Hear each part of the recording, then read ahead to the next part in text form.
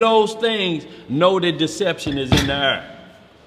And it's on you at this point, y'all. If y'all really took the time to think, my soul is on the line for this.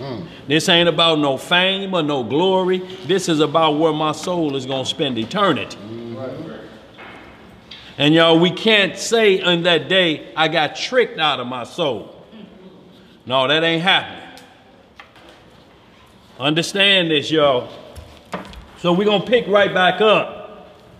Let's kind of reiterate the power of the Holy Spirit and what it won't allow wickedness to do. So let's just back right back up with that 1 Corinthians 12th chapter. The book of 1 Corinthians chapter 12. Right, we're probably verse 1. Verse 3 is where I really want to go, 1 through 3.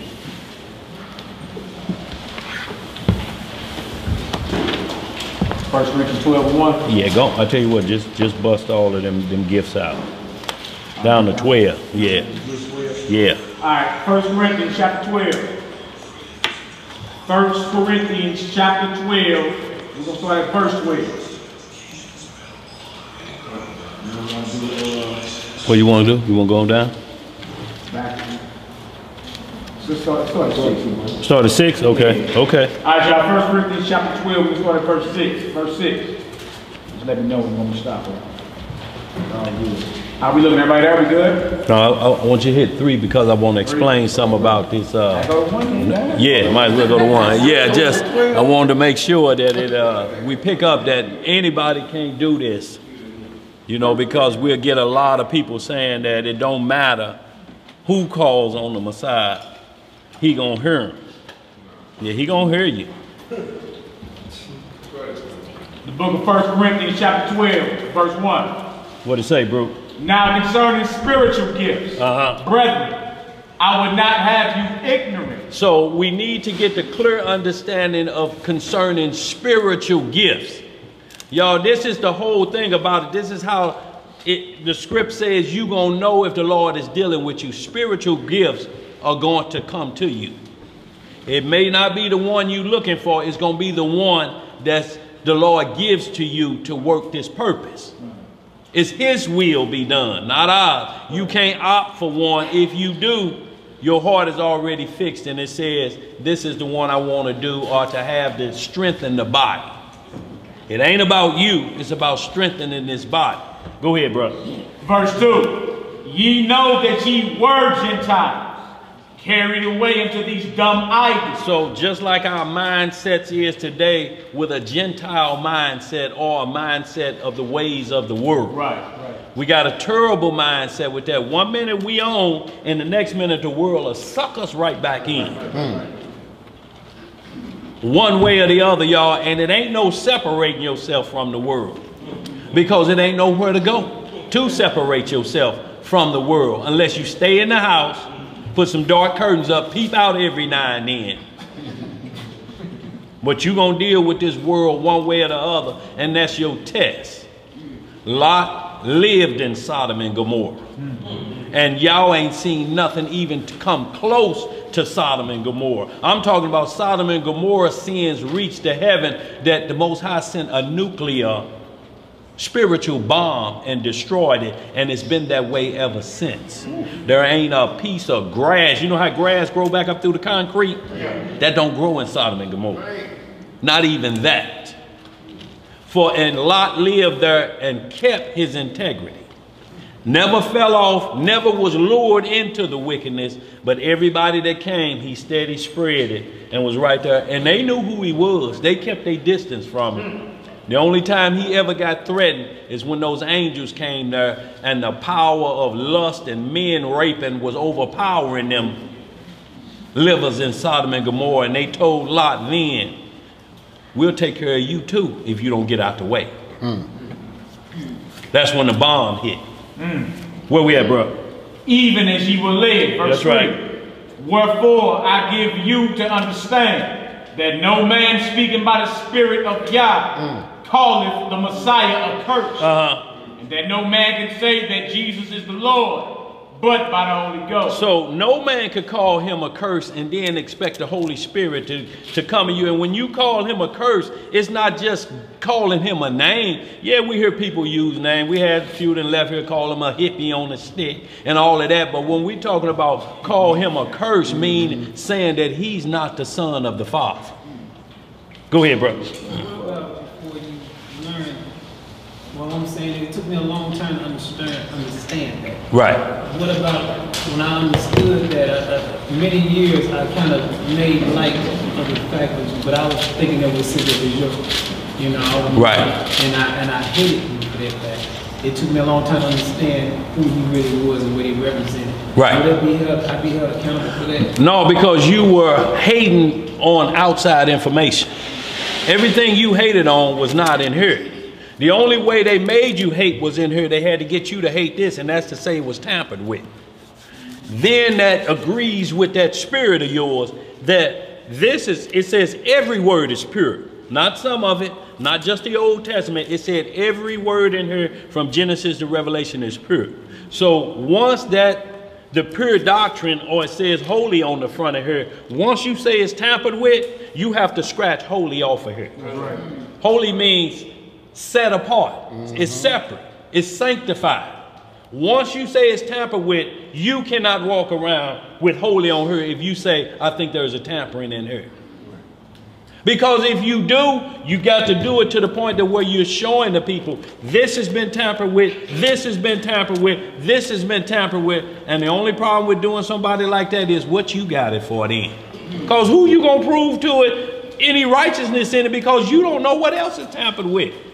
So again, we use examples like a pot of greens with a ham hock in it, big as a football. If somebody tell you ain't nothing wrong with them greens, I'll scoop the ham hock out. You think the juice don't count?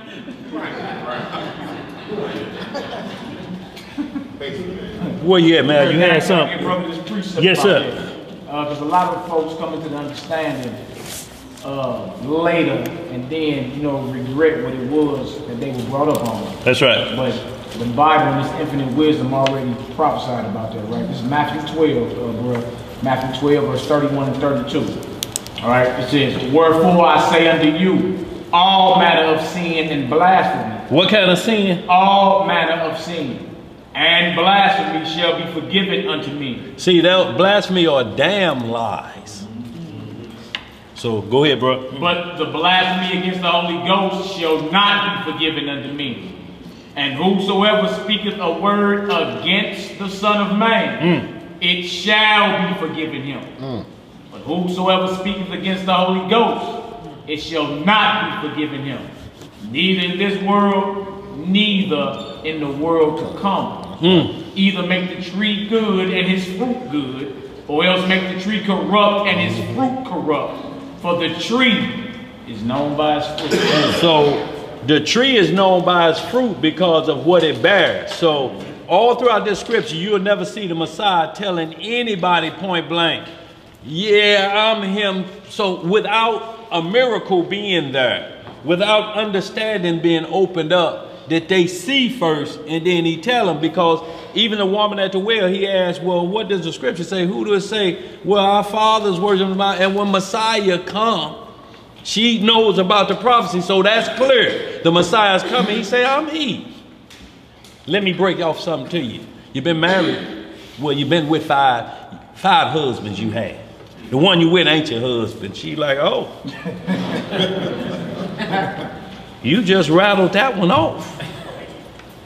But he never told her to sin, so whatever current situation she was not transgressing the law at that point, because he didn't say go and sin no more like he did with the woman caught in adultery. Right. So we ain't gonna get it mixed up that 5 husbands and whoever she currently with is not married.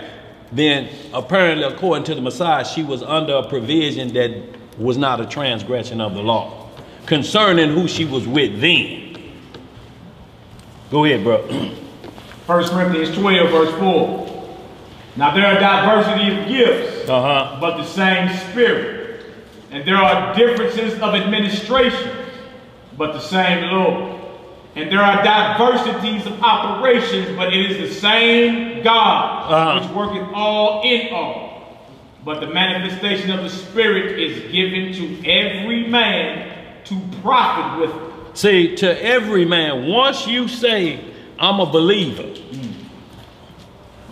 the Most High is going to come to you in a dream or a vision. A lot of times we neglect what we've heard or what we felt. You know, man, I heard that about 15 years ago and I still didn't believe it then.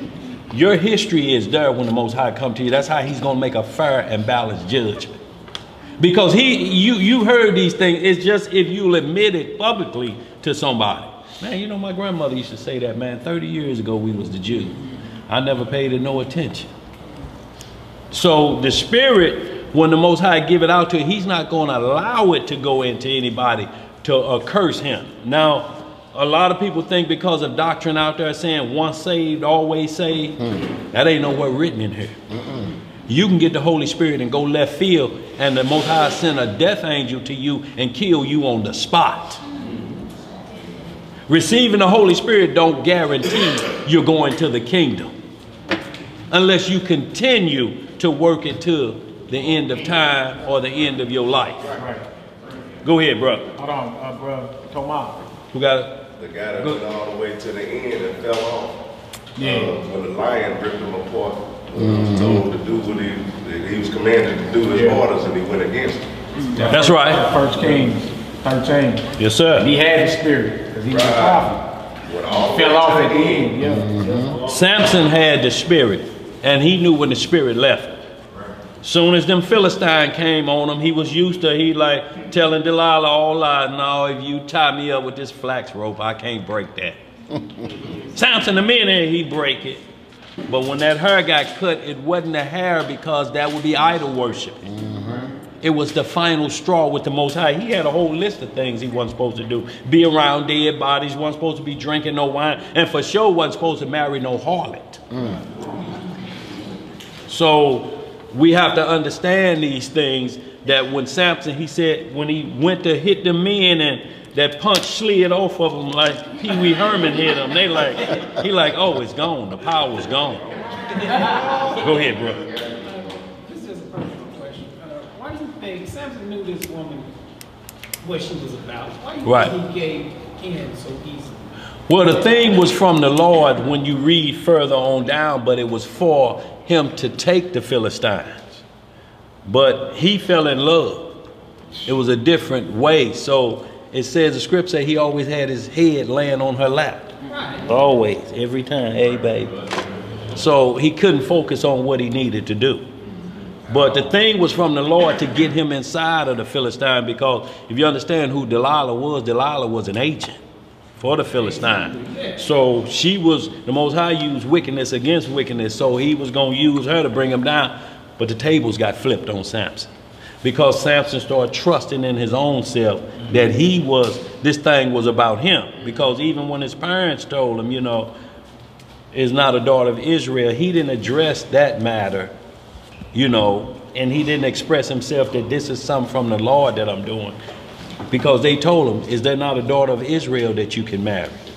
He just get the wedding ready for her. That's who I want. So it became more of a lust power thing. The same thing we're going to go over today in Numbers 22 when we hit a little bit on Balaam or Balaam. We're going to explain a lot of things that's going on with Balaam, a super witch back in the day.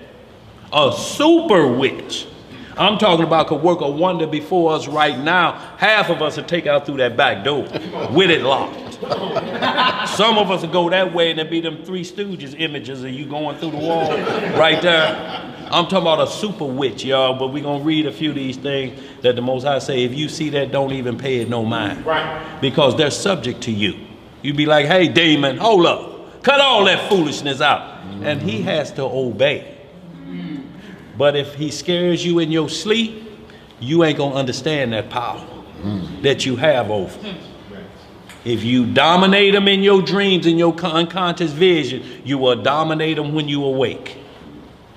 And all of us, they going to visit us. When you hear that dog growling and ain't nobody around, you're like, what is it, boy? And you looking around, what is it? They feel it and they see it. Get on your game. Satan is a roving lion, y'all. I ain't going to take too much time with that. Go ahead, Mal. You asked verse 8, 1 Corinthians 12, verse 8. For to one is given by the Spirit the word of wisdom. So to one is given the word of wisdom. So wisdom is one of the gifts of the Holy Spirit. It's not the Holy Spirit like certain Israelite groups out here teach. That wisdom is the Holy Spirit. It's one of the attributes of the Holy Spirit.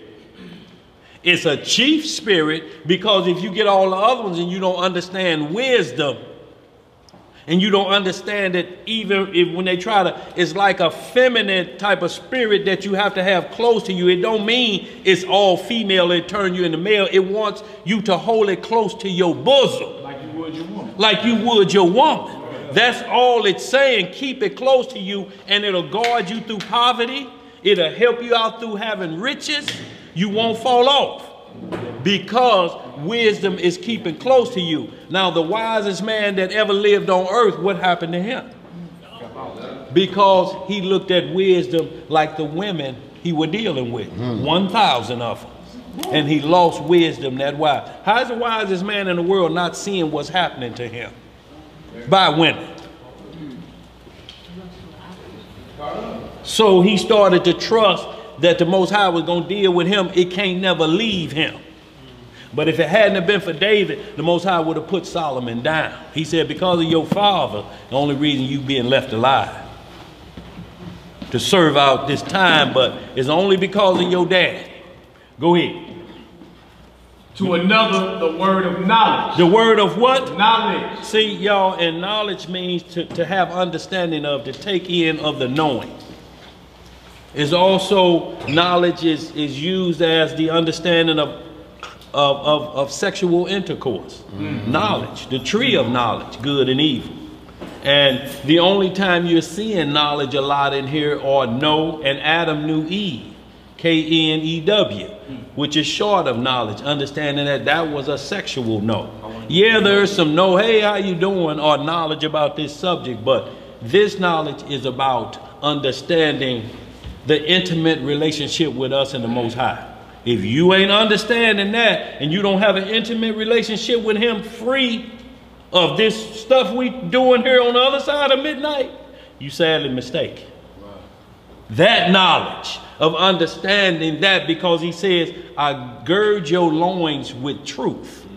So this area right here that Adam and Eve tried to cover up in the garden, both of them covered this area. She didn't have like she was a blood or a crip, and both of them covered this if they ate an apple. No, they didn't cover up here. Wasn't no Jesse James looks in the garden. Go ahead, man. By the same spirit. By the what? Same spirit. Verse 9. To another faith by the same spirit. To another the gifts of healing by the same spirit. To another the working of miracles. The working of what? Miracles. To another prophecy. To another discerning of spirits. To another diverse kinds of tongues. To another the interpretation of tongues. But all these worketh that one in the self-same spirit. That's right. Dividing to every man severally as he will. So the Most High divides these spirits up. Severally as he will. And he see many are called, but few are chosen. Right. Look, everybody will get the chance to jump on here, but it's only the chosen ones, and the chosen ones are the ones that adhere and say, yes, Lord, I feel you, I'm with you.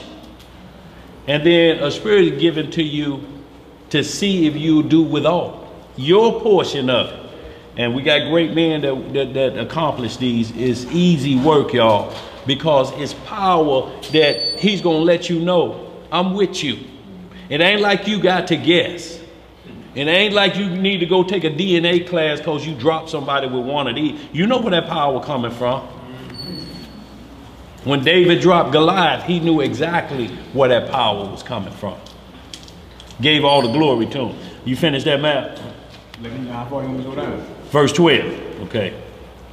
All right, verse 12. For as the body is one, and have many members, and all the members of that one body, being many, are one body, so also is the Messiah. Go ahead down. I want you to read on down to 18. Verse 13. For by one Spirit are we all baptized into one body. Right. Whether we be Jews or Gentiles.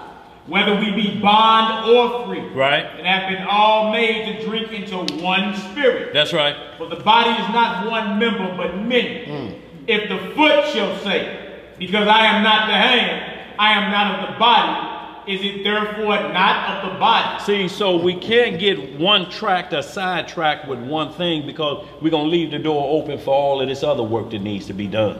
Everybody, look, we got street teaching. We got partial Sabbath teaching, Wednesday night teaching. We got radio teaching, but we still got other work to do. We got garden. We got events coming up. We got this issue around here that where we got to keep this solid and tight. So it's a lot of work to do. The harvest is plentiful, but the laborers are few. So y'all, it's still, don't think because I ain't up there and I want to get up there, that may not be your gift right now. I'm not saying never. We're talking about right now. If you covet a certain gift, you can't give it back. No, that one was too much for me. I want to return this working of miracles. No, you can't. Ain't no return policy. Then because you telling on yourself that that's what I got it for, just personal, or coveting it just to show off maybe yesterday. Go ahead, bro. Verse 16. And if the earth shall say, because I am not the eye, I am not of the body, is it therefore not of the body? If the whole body were an eye, where were the hearing? If the whole were hearing, where were the smelling? But now hath Yah set the members, every one of them, in the body, as it hath pleased him. As it hath pleased who? Him. See, so it ain't about pleasing us. It's about pleasing him. And what we got to make sure, y'all, is that we don't have this hospital gown doctrine or teaching around here. And that means you get your all front and no back. Y'all know how a hospital gown tie up in the back. Rear and cold and ashy. You watch him walk to the bathroom, you be like, damn, they ain't even put him on no drawer. So we can't leave a flank open like that. If we see it, if you hear something, don't whisper it to nobody else. Bring it down here and say, this is what I'm seeing, and I think it's going to be a problem for the body. It could set up some infection. If you don't bring it out front like this and then we start hearing it over there around the corner somewhere, that ain't doing us no good. Because by the time we get on it, it's going to need penicillin then. It's going to be out of control. Go ahead, bro. Verse 19. And if there were all one member, where were the body? But now are they many members, yet but one body. So jump right down to verse 29. Yes, sir. Verse 29. 28, I'm sorry. Yeah, 28. 28, yeah. Go ahead. Yeah. Verse 28. And the Most High hath set some in the church. First, apostles. First who? Apostles. See, so we ain't seen first generals or lieutenants or captains. Apostles. Yeah. If you want a definition of apostle, y'all know how to look it up. We're going to go ahead on for time's sake. Go ahead, bro. Secondarily, prophets. Who? Secondarily, prophets. Why is apostles above prophets? Because some prophets are born to be prophets, like Jeremiah. They're on a mission from the womb. John the Baptist, they were born for this.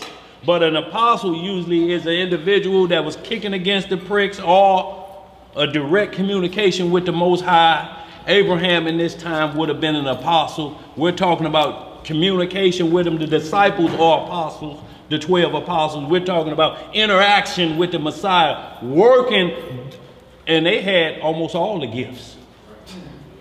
Judas Iscariot was given these gifts. Or you saying this eliminates him being born to be wicked. He was given an opportunity and he still chose the way of Balaam. Go ahead, bro. Oh, no, it ain't gonna be your last, but you know, you good. We in Bible study. I understand probably so they were given these special gifts. Why didn't they use those gifts to save their own lives? Because they all died. And a lot of them died violent deaths. Well, the Holy Spirit is not to save your life in that perspective. Their life was saved because they took it to the end. Because it's told you, some of you going to be killed. Some of you going to be put to death. He's going to cast some of you in jail.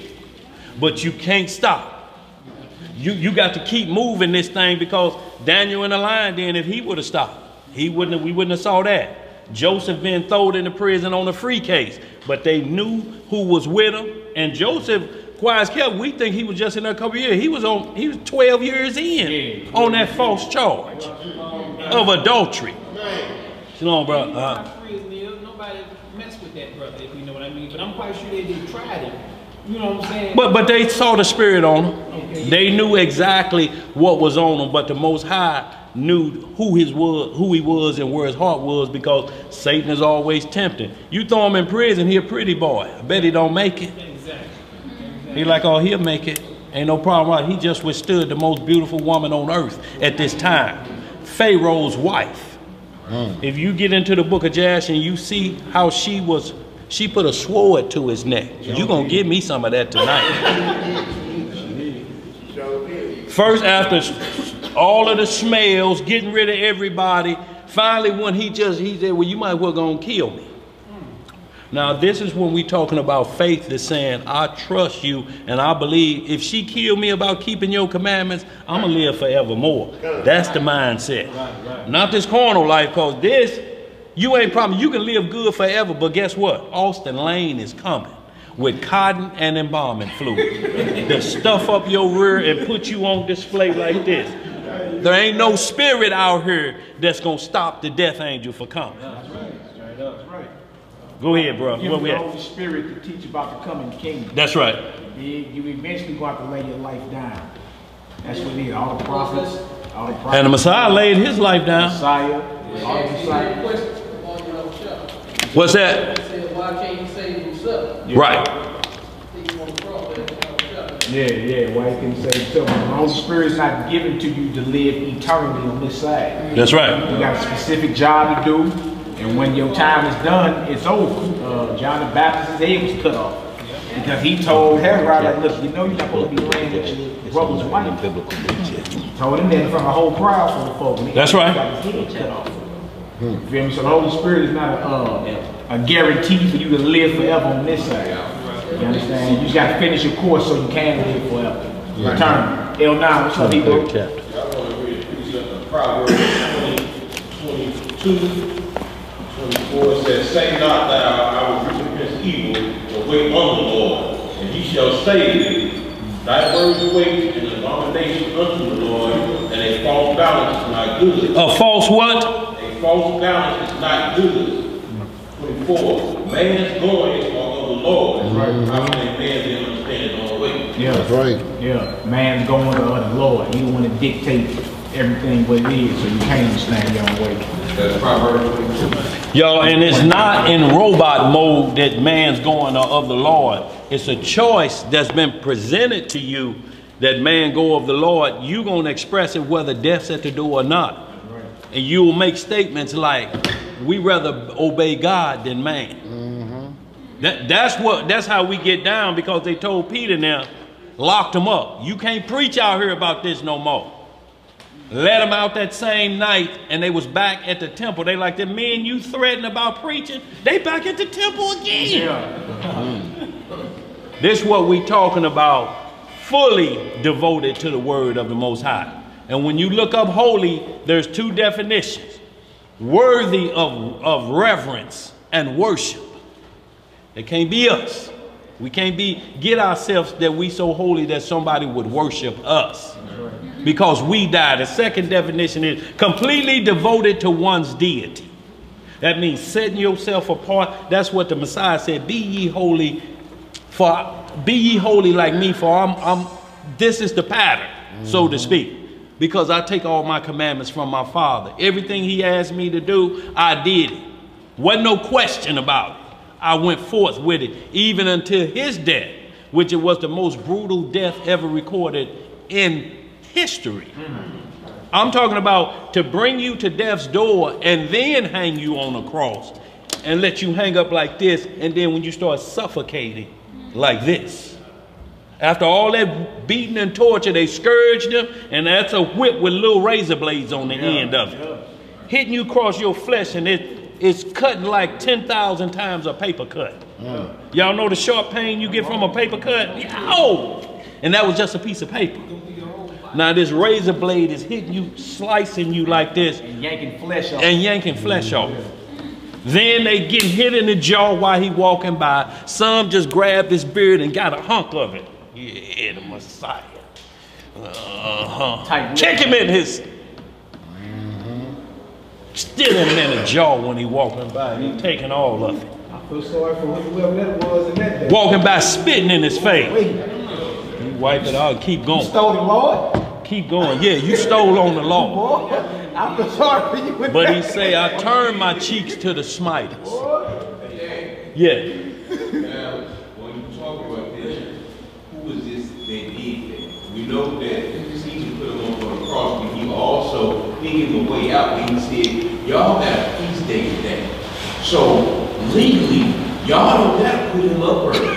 But let's take this other dude that we seen doing foul stuff. We seen breaking the law. Because I can't find none of him. So, speak on who was gripping his beard. Because we forget this. We talk about this. It was Israel.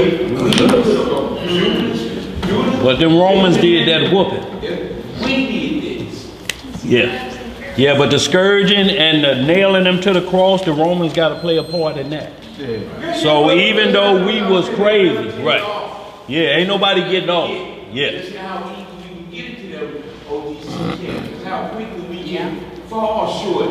We can succumb to them thoughts of talking about the Gentiles and not trying to be a light to the world. We just be a corruption for real. That's right. We deceive our own family. Think we right.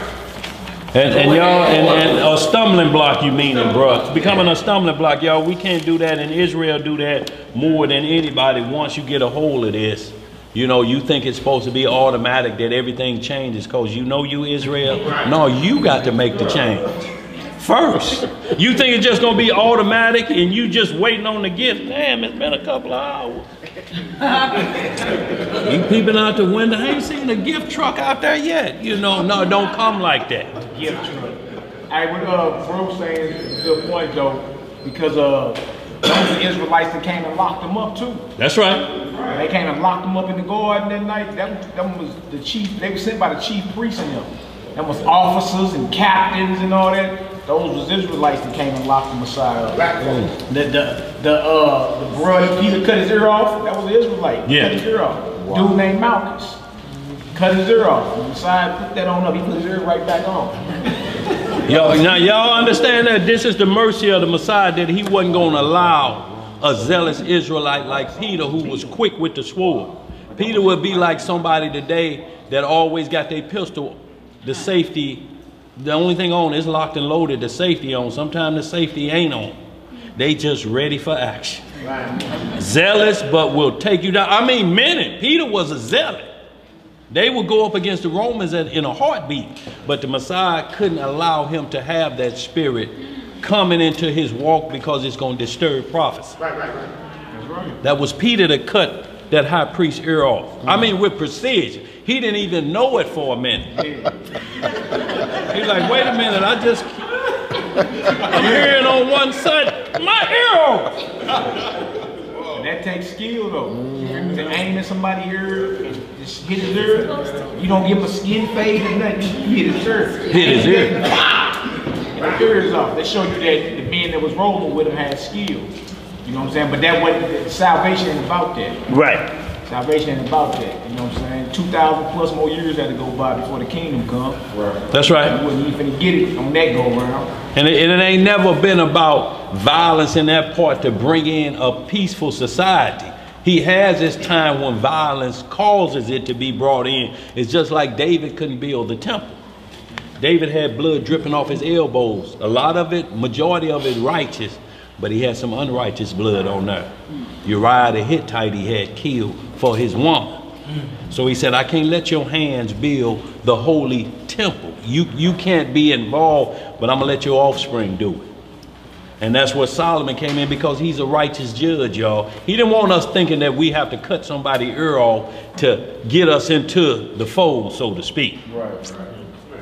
It's trust and obedience that you're going to do the right thing, and then you be given a sword. Look, the righteous is given a sword to come back and destroy the nations. Not cause some Negroes hollering, I can't wait to cut you heathens' head off. That means nothing to the Most High. You first have to be told, well done, servant. Here's your ammunition. Get ready. We finna go take the nation. We finna take the kingdoms of the world. Here's a sword in your hand. You've been proven to the point that you understand perfect hatred. You ain't mad at this man because he pulled you over with bad stickers. That's why you want to cut his head off, because you was on your way to do some wickedness or something. Go ahead, bro. Where you at? 1 Corinthians 12, we still in verse 28. Go ahead, bro. And the Most High set some in the church, first apostles, right? Secondarily prophets, right? Thirdly teachers, after that miracle. See, you see that thirdly teachers, that's what we pretty much do down here at teachers. So ain't no problem with me being third on the list. I know if I need to elevate my game, there's more above that, but it's territory coming with that. Don't put yourself in a position where you ain't ready for that territory. Don't pick fights you ain't ready to. Because you can't be running back up on the porch and knocking on, don't let me in there after me. You show disrespect to that spirit. How you running like a coward dog? You barking, bagging up. Who you scared? So y'all, you can't put yourself in that position. When that spirit come on you, you better be doing the work of the Lord, so everybody know that's the power of the Most High. That's what you can't blaspheme against. And to turn your back on that or weasel back means blasphemous activity against the Holy Spirit at that point. Because you showing the rest of the world it ain't no power from the God who calls himself power. No, this ain't like that episode you see on, what is it, STV or something? Not that power. That power is controlled by the feds and other organizations that'll be after you to kill you. And money. This power will grant you eternal life if you keep it until the end. Go ahead, man. Will you finish that? After that miracle. After that what? Miracle. Then gifts of healing. Right. Helps, governments, diversity of tongues. Yeah. Are all apostles, are all prophets, are all teachers, are all workers of miracles, have all the gifts of healing, do all speak with tongues, do all interpret, but covet earnestly the best gifts. The what gifts? The best gifts. So we read a couple of the best gifts. It started out, wisdom is one of the best gifts. But there is one that 1 Corinthians 13 we're going to hit next to tell you this supersedes all of them. Right. We're going to hit that next. Go ahead, man. Did that finish that? And yet I show unto you a more excellent way. Right. So hit that 1 Corinthians 13 and 1. 1 Corinthians 13 and 1, the way of love.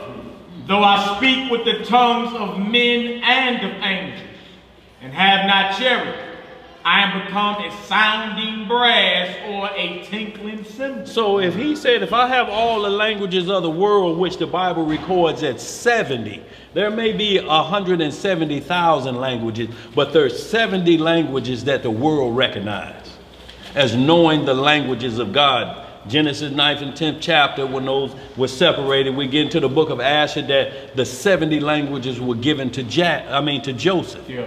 And he told them to Pharaoh, because Pharaoh sat on the 70th platform, so to speak, of the steps. Every man could speak a language. He would come up to those steps where he can speak. Everybody stopping at 2 or 3. Joseph run all 70 of them. And he gave all of the glory to the Most High. He taught me them languages last night. Last night. Go ahead, bro. Verse 2. And though I had a gift of prophecy, and understand all mysteries, and all knowledge. And all what? Knowledge. And though I have all faith, so that I could remove mountains, and have not charity, I am nothing. See, he's just saying it's basically to be seen of men, and the Most High, he don't tell you, he don't order. You know what you're supposed to do when you get that gift. And if you do it for personal gain, you have nothing. Daniel, what do you mean by charity? Like giving to the Red Cross? Or no. What's charity, bro? Charity is the love or the keeping of the commandments with the gifts. There's no greater charity than love. You know, and that's the keeping of the commandments. There's no charity. He even talked about it in Sirach 35:1. Keeping the law is sacrifice enough. If you start off with that, basically, obeying and being obedient.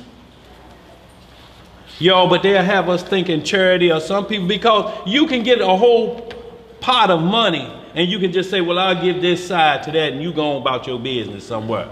And you ain't checked on it. You like, well, I gave some charity. Oh, they messed up the money. No, it's not. If you give it from that point, or it's the same thing, Matthew 6 in prayer when he said, don't do your alms before me. You ain't got to show nobody you finna. See, that ain't charity when you give to the poor from that perspective. Cause somebody around. Hold on. See these poor niggas over here? Hold on, wait a second. 20 for you. 20 for you. And 20 for you. See, bro, that's how I get down. You know, man. Hey, so Dan, would it be someone that's being sincere in what they're doing? Absolutely. And not to be seen. Not to be seen of men. Like the Messiah, when they asked him, are you that one? He said, go tell John I raised the dead. I healed the sick.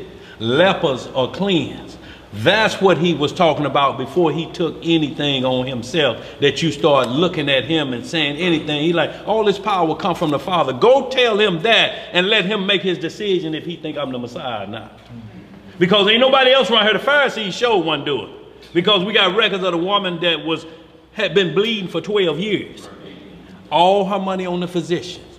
Gave all of them Sadducees and Pharisees paper. And ain't none of them still giving her a 12-step program. Now I hear there's super absorbent rags, and they may work for you, but it's going to cost you a few shekels.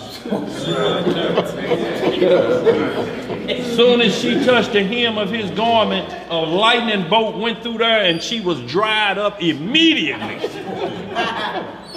Not in 2-3 days, and the Messiah felt it. He like, a virtue gone out of me. Charity is gone out of me.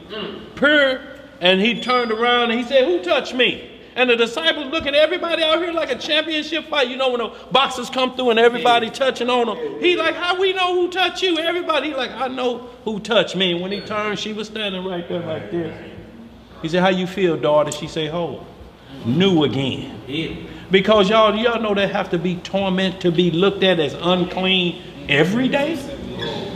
Yeah. Every day they know your status. You have to sit over here in the same chair all the time. Wherever you go, that chair is roped off for you. Yeah. That's reproach. Go ahead, man. Even with somebody, they exchange the word charity with love. Complete. Like, I don't know which Bible that is, they just flat out say love. So everywhere you read charity, when you read charity, it's love. Well, it's still interchangeable if they change it, because what does they say in 1 John about what love is?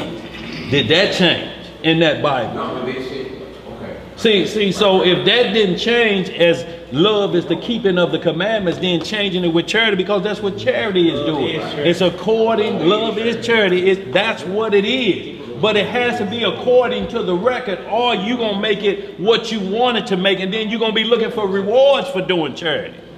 Once you give it, it's gone. You can't give to the poor and then dictate to him what he's supposed to do with it. Now don't go in there and buy no whiskey. Why you give it to him? He's an alcoholic. If you was more concerned about that, go in there and get what you was going to give it to him and bring him out. Bro, I know you've been drinking all day. You probably going to need to put something on your stomach. Here's a 2-piece and a biscuit. And you think he going to turn that down? He ain't going to turn it down.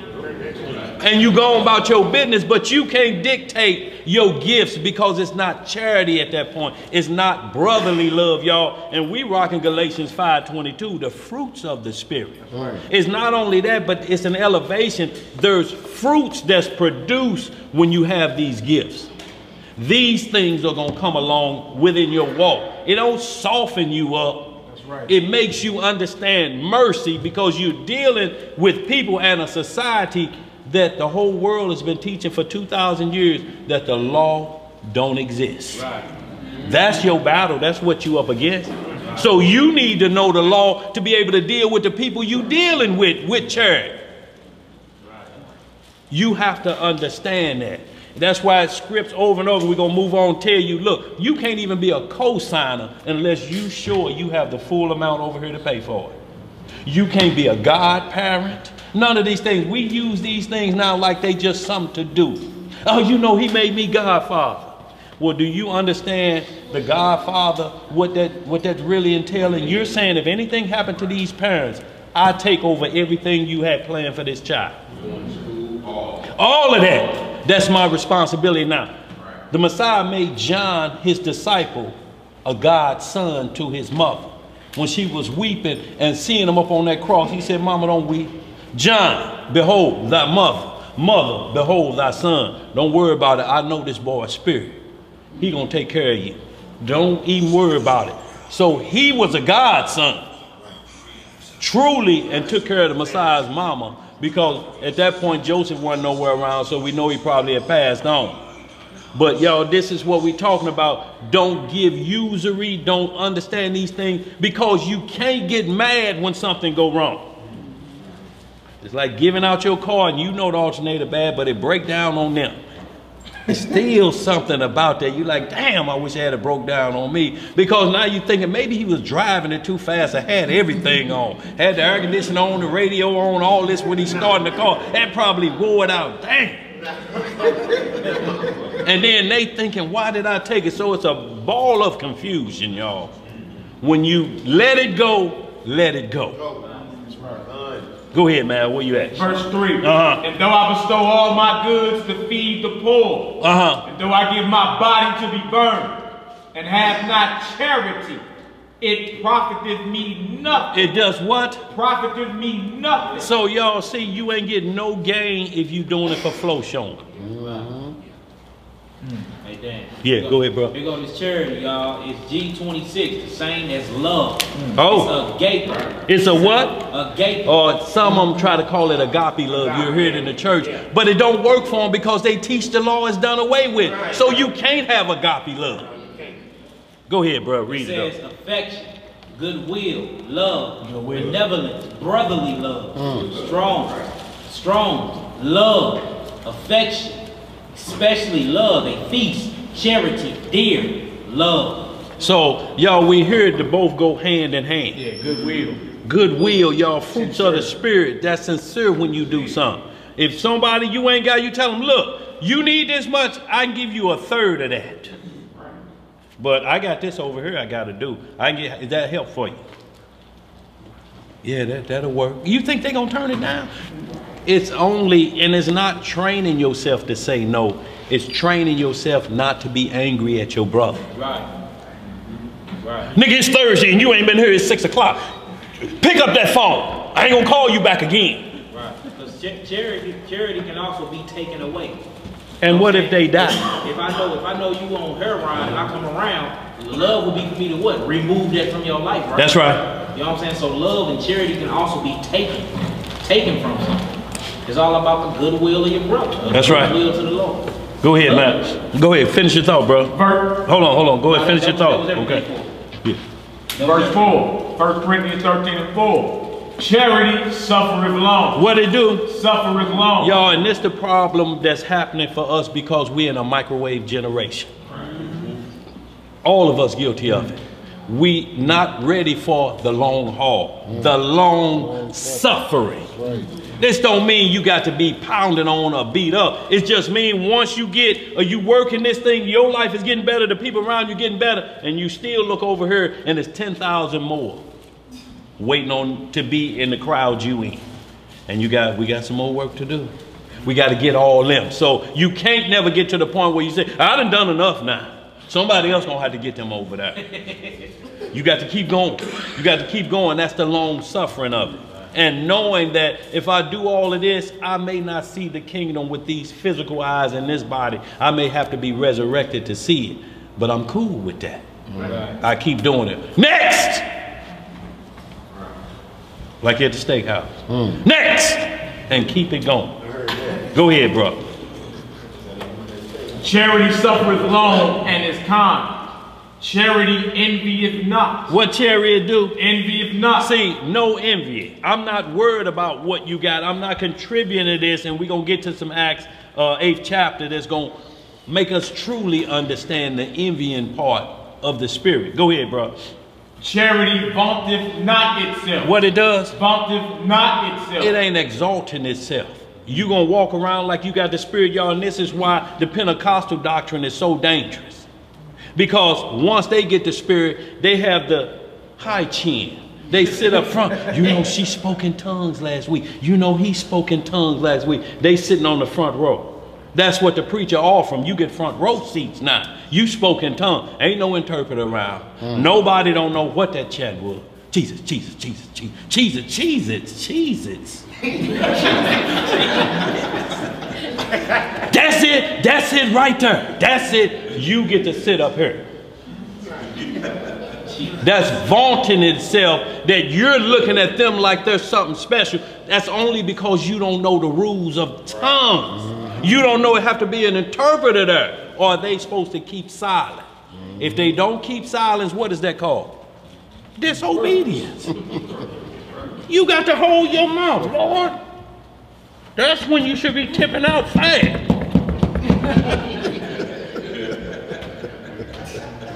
Ain't no interpreter in there. Go ahead, bro. Yeah, because if it's said out loud in the church, it's said for the body. That's right. You feel me? Like, if that's what you're doing, you're supposed to be at home to yourself. But if it's said out loud, then that means everybody needs to understand it. How you know he ain't saying Allah Akbar in Arabic? Right. God is great, and he got a dynamite vest on, everybody get up out of here. Oh. How you know he ain't saying that? Right. Right. So when Daniel's talking about the instructions to tongues, the book of tongues, that's 1 Corinthians 14. That's the next chapter over. For anybody that, like, if what he's saying sounds off the top or crazy, he ain't just talking off the top of his head. That's the very next chapter over. The entire chapter goes into the rules. If someone was to speak in an unknown tongue, someone has to interpret to the crowd what he's saying. You understand? I can say, Bereshit bara Elohim et ha-shemayim wa et ha-aretz. There's only a few know what I just said. What did it say, John? What I just say, bro? I ain't got a clue either. Hold on. What I just say, bro? In the beginning, God created the heavens and the earth. That's Genesis 1:1. Y'all see that? Yeah. See, now that's if I just tongue said that, and interpretation of tongue. So if I just said that, nobody here know what I just said. What understanding was that? There ain't nothing to get asked. So what's the purpose of me doing that but to showboat? Like, yeah, you know, right. I know me. He know Hebrew. Man, he know Hebrew. No. The problem is you don't. Yeah, the problem is you don't know it, so why would I speak it? Right. You see what I'm saying? So that's what all the brother is saying. If that sounded like over someone's head, we can give a real life example. Yeah. You know what I'm saying? And it's all about understanding. With all you're getting, you're supposed to get understanding. If you up in any spot, some Muslim mosque, a Christian church, or a Hebrew assembly, and you don't know what's being said, then what is your purpose there for? What are you there for? Right. If you ain't there to get understanding or instructions so you know how to move, you know, when God commands you to move, what are you there for? It just feels good to you. Yeah, absolutely. You feel me? So that's what the brother is saying. If that went over anybody's head, like, what is he saying? Hold on, is he joning on folks? Right. In the church, Jesus. But it ain't no interpreter, so they the ones that's out of order. Right. So it feel like a little mockery at times, then, you know, take it at face value. It's just what it is. But we ain't the ones that's out of order. They out of order if they speaking something don't nobody know up in there what they saying. Right.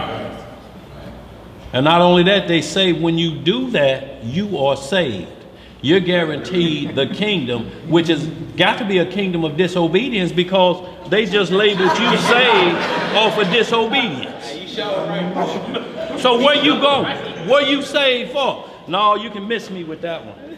I'll pass on that one. Y'all, and we're going to move on. Ozell, Israel, the oldest Hebrew in St. Louis. Y'all done seen him around.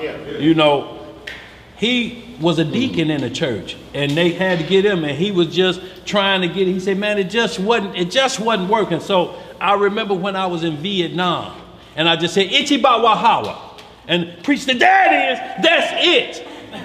But when he was overseas fighting in Vietnam, that meant your mother don't have hair in her secret place. And he said, that's it.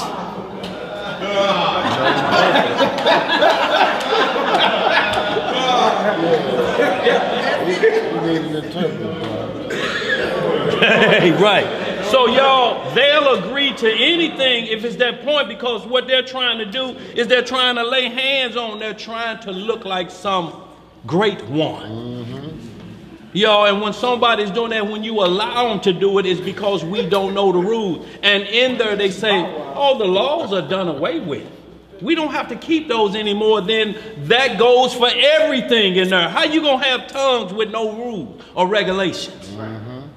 And this is what this charity is saying. If you ain't doing it by the rules, you wasting your time. Go ahead, bro. You got some more of that? Or you good on that? Go down. Or just to the last one. Where you at, verse what? I'm in verse 4 now. Not 5. Yeah. Go, yeah, at 8. 8 is good. Verse 5, 1 Corinthians 13 and 5. Doth not behave itself unseen. Seeketh not her own.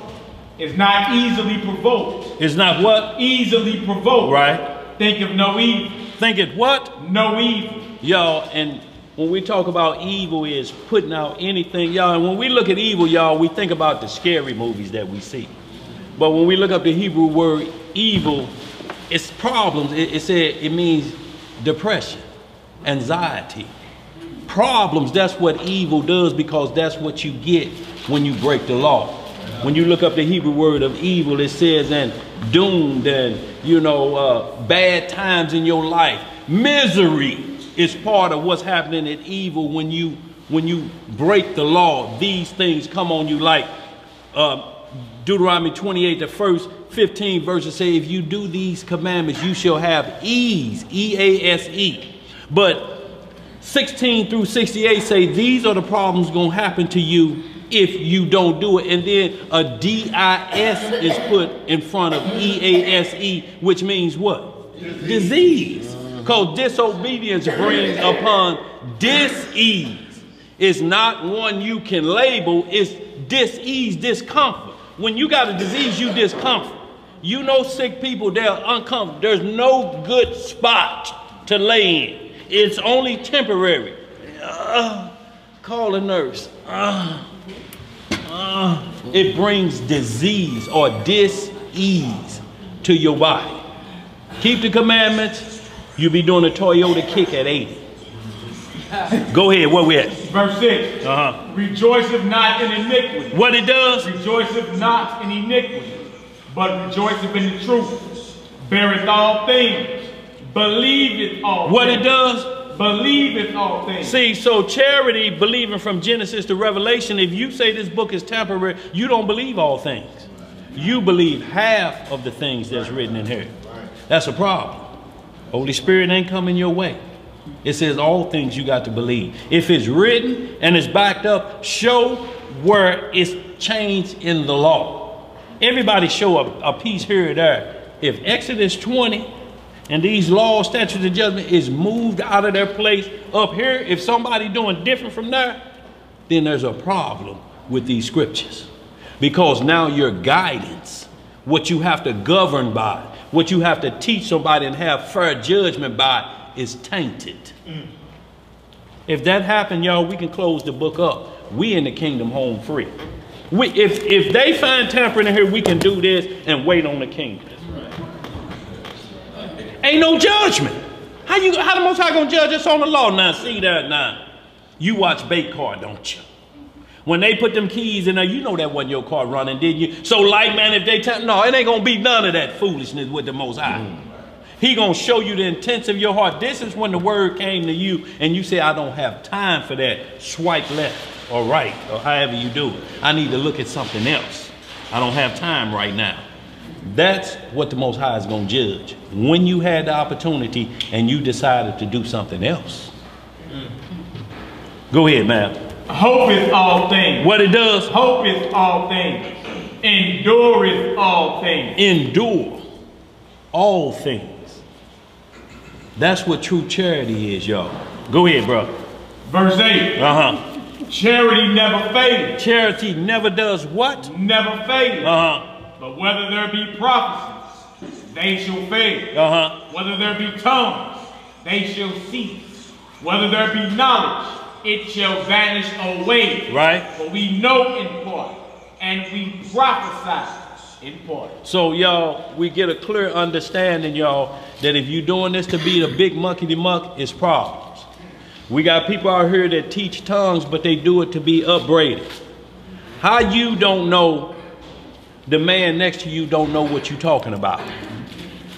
Bruh does Hebrew classes online. Y'all can see the Hebrew primers out there teaching everybody. If you want to know tongues, here it is. It's going to put you on the same level everybody's on. If you are astute to it, if you focus on it, if you diligent with it, all of us will be in the same point. That may not be for everybody though. It don't have to be. You could be the interpreter man. He was. We'll go to this what that means. But you're going to have to understand that clearly. You can't just go to a dictionary and say this. He understood that without even flinching or batting an eye. Yo, that's where it's repetitious. It's part of you now. So that gift is part of me now. So now, let me go after this one over here. Seek the best gifts that you may covet the best gifts. So understand when the Big Ten say thou shalt not covet, it says thy neighbor's stuff. But you can covet the best gifts like we just read. You can want and desire that. But it has to be for charity. I'm doing this because our body needs to be strengthened. We ain't doing this about nothing else. Me, because everybody gonna be dependent on me like everybody depend on the pastor. I don't know about that Romans now. Pastor say. Ain't pastor reading Romans, or it's a book in there called Pastor. You know it ain't no ill game when you bring the whole camp with you. That's right. What I'm saying? When it ain't a secret. You know you ain't trying to be looked at like you on a pedestal, because I'm willing to teach everybody the same thing. You know what I'm saying? That's charity. That's right. All right, that's it for this, Dad. Let's get right to the heart of, because we had to pick this up on the strong delusion side. Let's get right to some, right here, want some 2 Corinthians 11:14, and we're going to back that up with a little Jasher 23 and 25. Because it's a lot of things that Satan does. See, y'all, Satan wasn't cast down to look like a devil with horns on his head and red. He's cast down to look and transform just like he looked on the show Lucifer. Y'all ever see everyone that they play Lucifer is in a nice 3-piece pinstripe suit. It's only the time that he come to you as the devil is when you done sin, then he show you his B side. But you through at that point. That's when he showed himself to Judas Iscariot. At that point when the Messiah said it had been better for you to have hung a millstone around your neck than to pull what you, it's been better that you had not been born than what you just did, the treachery you just pulled. And he had the Holy Spirit. The Messiah gave him a chance at the Passover. One of y'all here gonna trip out crazy and you're dipping your sop in here in this cup, this holy covenant. That was the hour. He did that knowing that he was finna sell him out. He dipped that bread in there and ate it and passed that cup and knew what was in the back of his mind. Knew what it was. So at that point, he blasphemed the Holy Spirit. And that's why he told him it had been better that you had not been born. That's right. What is that saying? Is that the greater damnation? Yes. That's what he said. If you mess with a child, you take a child in this innocent, you turn a child to the ways of wickedness. He says it's been better that you tied a millstone around your neck, and them usually 500 to 2,000 pounds, and jump off in the ocean. Who coming up? Where we at, bro? You had a question, Joe? Okay, all right, bro. Where we at? 2 Corinthians 11. We starting at 8, bro. 14. We just gonna hit a quick hit, and then we're gonna go to this Jasher, y'all. And because the book of Jasher is mentioned, and right here you'll see it, 2 Samuel 1:18, 2 Timothy 3:8, and Joshua 10:13 tells us to study out of the book of Jasher. You got camps in New York. We don't use that book. That ain't our problem. You on a mission of taking away. So what do we do about it? Well, how we know that's the real book of Jasper? Well, for one, you pronouncing it wrong, so maybe that's the problem. You ain't found a book. Yeah, you found Jasper Casper. You in a whole nother doctrine. But they don't want you to get in here because it'll deter everything they teach. So they take away from the word. They take understanding away. Go ahead, Mal. Was you saying something? No, okay, who got go ahead, bro. What do you see that? What do you Jazz in? Jasher is right. 2 Samuel 1:18, Joshua 10:13, and 2 Tim 3:8. So we got more than 2 witnesses saying that this book is good. And this Bible says the book of Edo is not the rest of the writings about the prophet Nathan or David in the book of Nathan. Y'all, those books are still out there. They're not lost from us permanently.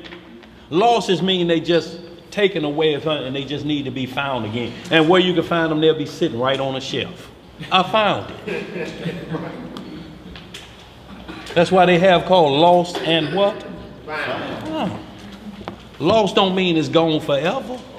It's just the 66 will get it done.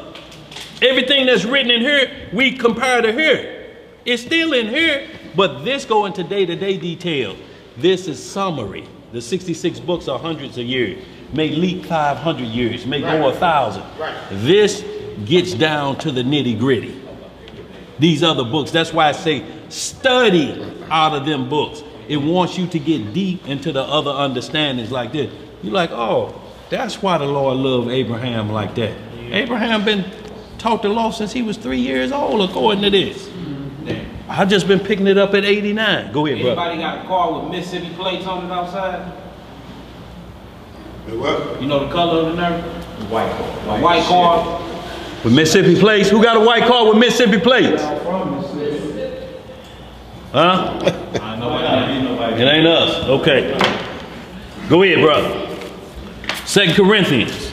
Reading from the book of 2 Corinthians, chapter 11, verse 14. What it say?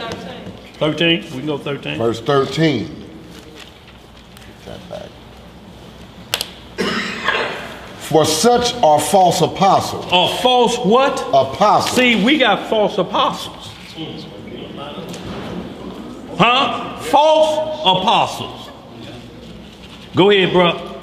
Man, let me back that up to 9. You want to back that up? Back it up to 9. Okay. And when I was present with you and wanted, I was chargeable to no man. What did he say he was? Chargeable to no man. Meaning that a king, a governor, nobody was he charged to the perspective that they can bribe him out of what his mission was. He wasn't chargeable to no man, but the Father and the Son. Go ahead, bro. For that which was lacking to me, the brethren which came from Macedonia supplied.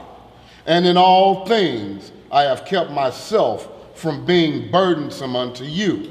And so will I keep myself. So he's saying, look, the brother supported me. And y'all, you'll continue to see this word support, or I wasn't a burden or supply. See, you don't want to be a burden to somebody. Damn, here this nigga come again. Get my wallet over there, you know. Look up there, see if we got some bread up there. Here he comes. Charity shouldn't be a burden like that. You know, and nobody should feel that way about it. You know, if they come, and that's when he say, Lord, when did we see you naked and we fed? He like, when you done it to the least of them, you done it to me. So y'all, we want to be extra careful that we entertain strangers, because it could be an angel on the word. Now you looking for Casper the ghost, and an angel look just like us, like we sitting in this room. An angel could be sitting in here now, y'all. We can't tell the difference. The only difference is they skin don't corrupt. You ain't gonna see no stitches mark on an angel right here, where somebody hit him with a sledgehammer and a doctor sewed it up. If you see somebody and they hollering they an angel, it's an imposter. They skin don't do that. Yeah, like Michael the Archangel came down there limping with a bad hip. Some dude came down and said he was Michael the Archangel. What he doing, limping? Limping, had bad hip. Had bad hip. Polo was snatched by his woman. Yeah. Wife beater showing. Shirt wrinkled. Great teeth. Yeah, just. Said he was Michael the Archangel. Glitter on and Mardi Gras beads and. Say y'all would hating on me now. Right. My name Michael. Like, that's good, Michael. Right. No, Michael the Archangel. No. What is you doing hollering at me for? Right. We see. Right. Gathering the Lord's people. What are you doing? That's false apostle. Go ahead, bro. Verse 10. Yeah. Who got a question? Go ahead, John. Just like us. No, like you look at the book of Tobit. Yeah. That was Raphael the Archangel with him the whole time.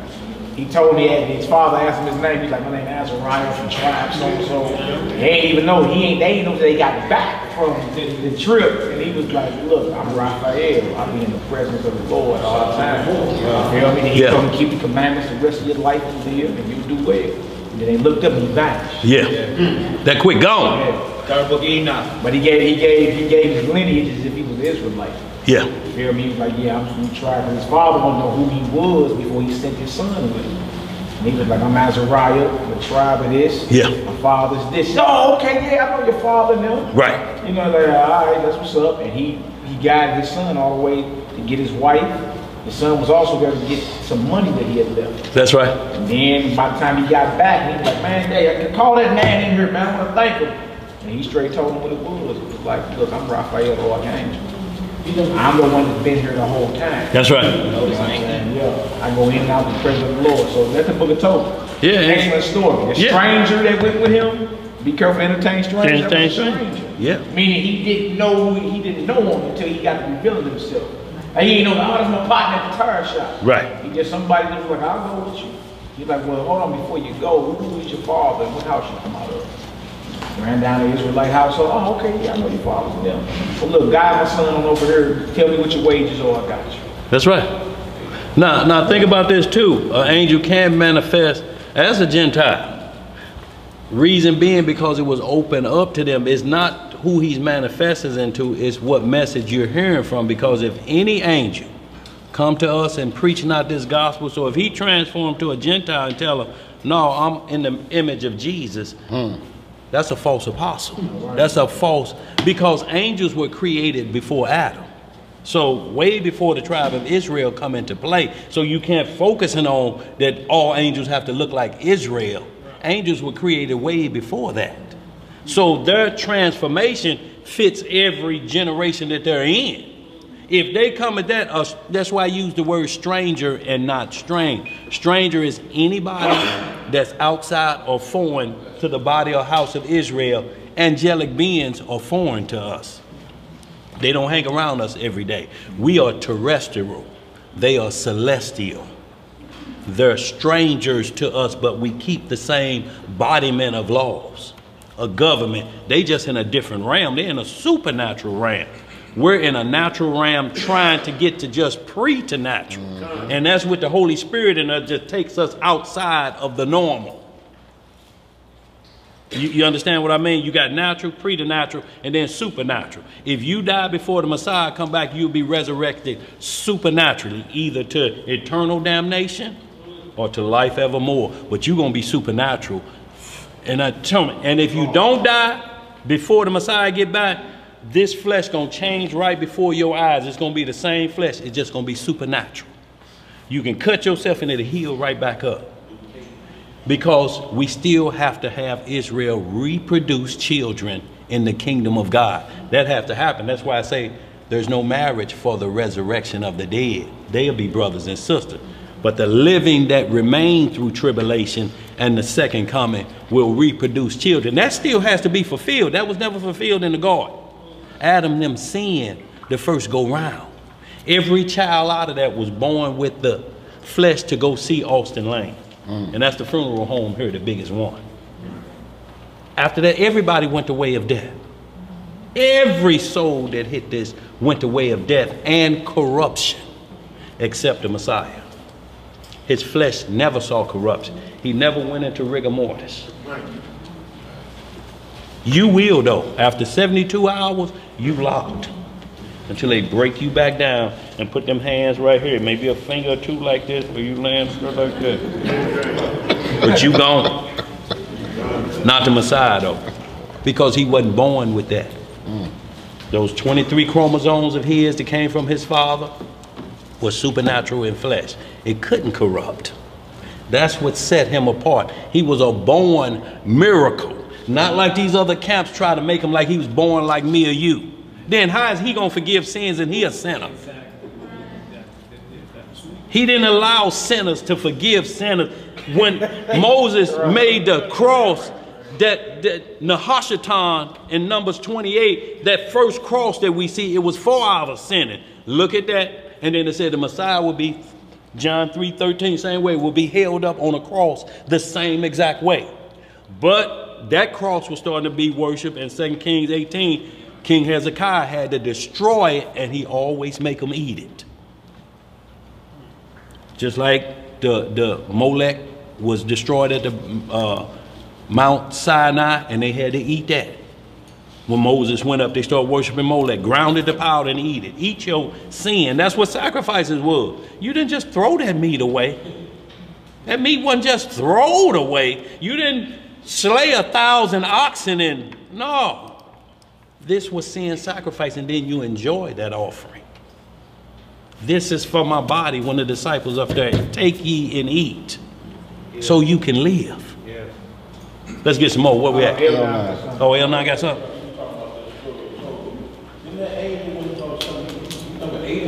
Yeah, he didn't eat the whole time with him. Didn't eat, didn't drink, none of that. He told him that in the story. He said, you notice I didn't eat the whole time I was with you? Never saw that though. Yeah. See, we have eyes that see it not. But he kept him focused on his mission, not on who he was. He would have lost the mission if he'd have like, I'm with an angel. Because he wouldn't have took no stuff. It'd been like a big brother. You like that? What you say? But see, the Messiah was the same way when Pilate said, don't you have power to let go? He's like, partner, you ain't got no power.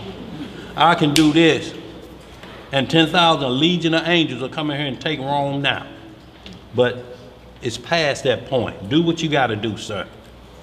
You ain't got no power, though, except what my Father give you. So, y'all, we have to understand these things that when he's long-suffering, he's teaching long-suffering. Because you know the disciples said, put him down, put him down. Right. It's like you walk in a bar with Mike Tyson, Suge Knight, and Holyfield. And Pee Wee Herman spin around with glasses on and a pocket pouch. And slap all three of them like the Three Stooges. And they take off running. What are you going to do?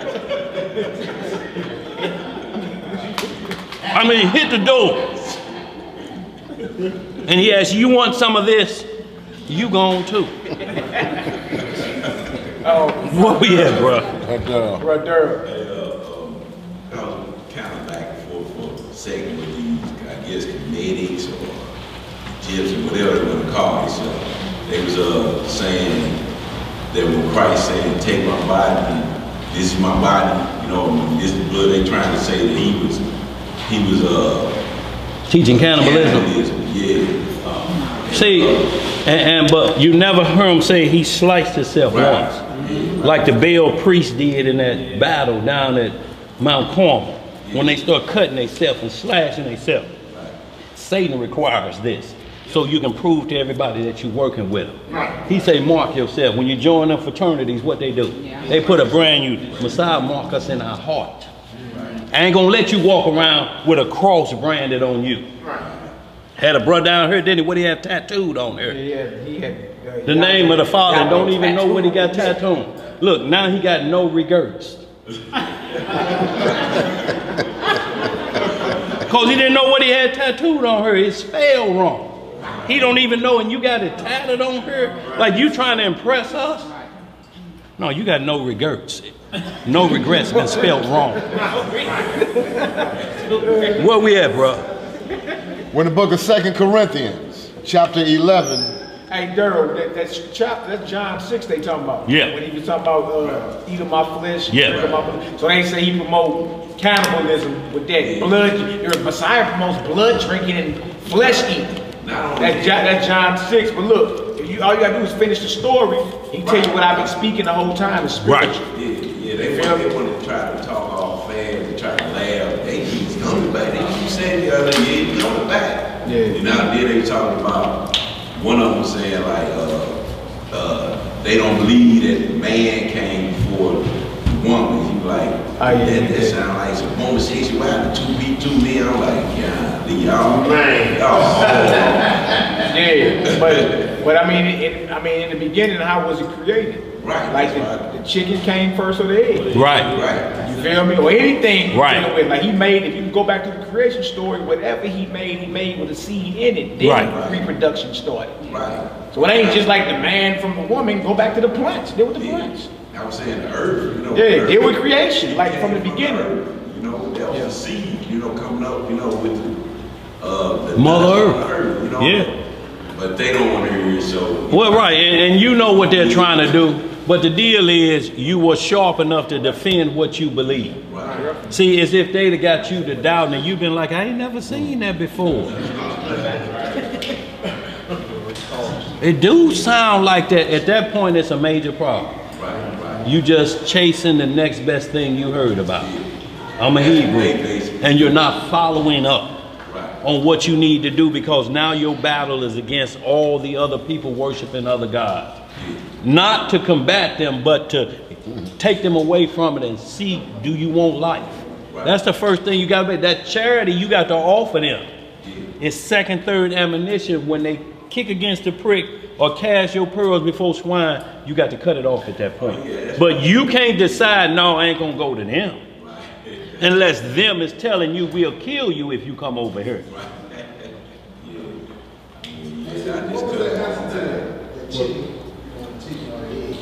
The chicken. Yeah. I always thought like they left out the male chicken. Like rooster. Right. What is the equation? That's all I always like, you only put the woman and the child, you never added the rooster. Absolutely. It's always one rooster in the hen house. Right. So, and that's what's called, that's the term of syncretism. Is where they try to make what you're teaching sound like it's blending of two doctrines, but it's actually what they're doing. Their doctrine actually is what's called Osiris, the mother and son doctrine only. You know, and that's what they're teaching. They're actually accusing you they're accusing you what they're teaching. They're saying that's what you doing, but you got to be sharp enough to turn them the other way, and that means you got to get in here and study. Y'all, we ain't gonna belabor this because we got a few scripts we want to hit. But go ahead, you finish that 2 Corinthians? No, we ain't even down there. Go ahead, let's get it. The book of 2 Corinthians chapter 11 verse 10. What it say? As the truth of Hamashiach is in me, no man shall stop me of this boasting in the regions of Achaia. Wherefore, because I love you not, Yah knoweth. But what I do, that I will do, that I may cut off occasion from them which desire occasion, that wherein they glory, they may be found even as we. That's right. For such are false apostles, deceitful workers, transforming themselves into the apostles of Hamashiach. See, transforming themselves. Y'all, we see it all day. It's a lot of Hebrew camps out here, y'all. They transform the outer cup. It's the only way they can transform, because when you deny the Messiah, you can't transform from the inside. So you go to the outer cup. You go to Hobby Lobby and you get bands and studs, and you wear hip-waisted boots, and you put general stripes on her. That's transforming to a false apostle. You using the Messiah's name, but your old outer cup. Well, y'all done read that in here. That's our dress.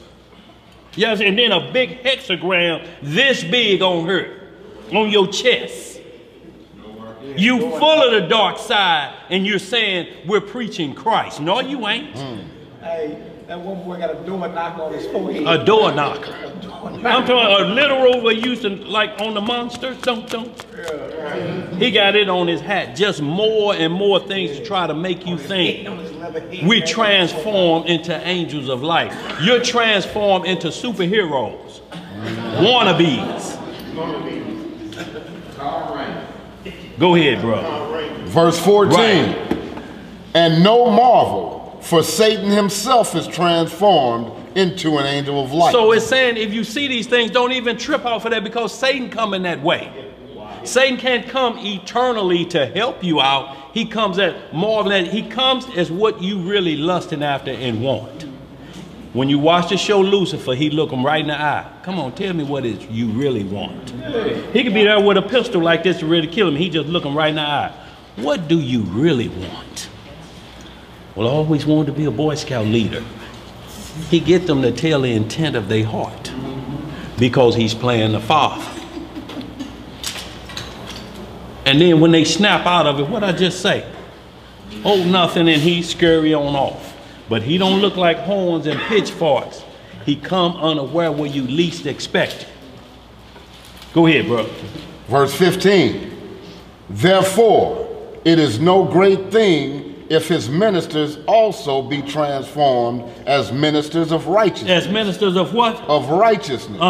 Whose end shall be according to their works. You can hold that. So, y'all, we're going to back this up with the book of Jasher as watching Satan come as an imitator. Look, y'all, when he fell, he was never knocked out of his angelic form. So he wasn't knocked to look like the boogeyman, because if he came here, you'll run off. You'll see him coming if he came like this every time. He's transforming himself into what you like, who you like, and he's going to agree with your unbalancing of win law. Right. He's going to go on the side that you tilt to my favor. Yeah, that nigga don't know what he talking about. I'm with you, dog. Tell him up front how you feel. That's what he want to do. That's what he get. If you watch that New Edition show, and some of y'all may not watch, the scene where Bobby Brown wanted to get the water hole, Suge Knight right there pumping that. What we gonna do? What we gonna do? And he grabbed the water hole. This is how he in your ear. Let's create turmoil. Let's destroy everything around us. Everything as little boys we've been working. Let's kill it right here tonight in front of the whole world. Watching. Y'all, that's what we got to be. This is how Satan come. And if we keep thinking it's going to be a white man, you sadly mistaken. Who was Judas Iscariot? Straight up. Who killed the prophets? Shalom, y'all. Shalom, family. Who killed the prophets? So, y'all, we got to be watching the deception that's coming. We keep looking over here and the deception is right here. Unless you learn brotherly love, the deception will always be over here. You're not focusing on the task at hand. Then look over there. Let's get some more. Where we at? Where you want to go in that Jasher? Let's get Jasher chapter 23. You got it up. Can you increase it? Hit that plus a little bit. Yo, this is out of the book of Jasher. We got up on the board this time. And y'all just read along with us. And what we're going to do is see. It's going to get into more detail of when Abraham went to sacrifice Isaac. Now, before, when you read in Genesis, you'll see how his mother Sarah was giving him something to eat. And you know how a mother know her son going, she hugging him, don't want to let him go. You know, she's scared this the last time she going to see him, y'all. So we always been mama's boys, so to speak. You know, it's, you know, boys that love their mama, but they ain't to the point that where mama just rule everything. He had to go. He had to tell her, she like, you be safe. So Satan plays on our mother love for the sons, their only son. They came to her at 89, 90 years old. She had this only son and he was about to go off and she don't know Abraham is finna sacrifice him. Go ahead, what you got? You sacrificed him like 37. 37 years old. See, everything they show you make it sound like he was a little boy. He was 37 years old. He was still called a lad or a young man because he had never had a wife yet. So he was still a laddie. But today, at 15, your laddiehood is gone. 13. Because them the only songs you singing. Get rid of your laddiehood. Get rid of it. Her mother's gone, her father's gone. Get rid of your laddiehood. Now you got all this responsibility and don't know what to do with. Where we at, bro? Where you want to start at? 25th chapter, 25th verse. You up there? Can you? Okay. What, can you see the verses at all? Let me see. Scroll it over to the right or left so we can see the verses down at the bottom. Yeah, your laddiehood gone. There it is, right there.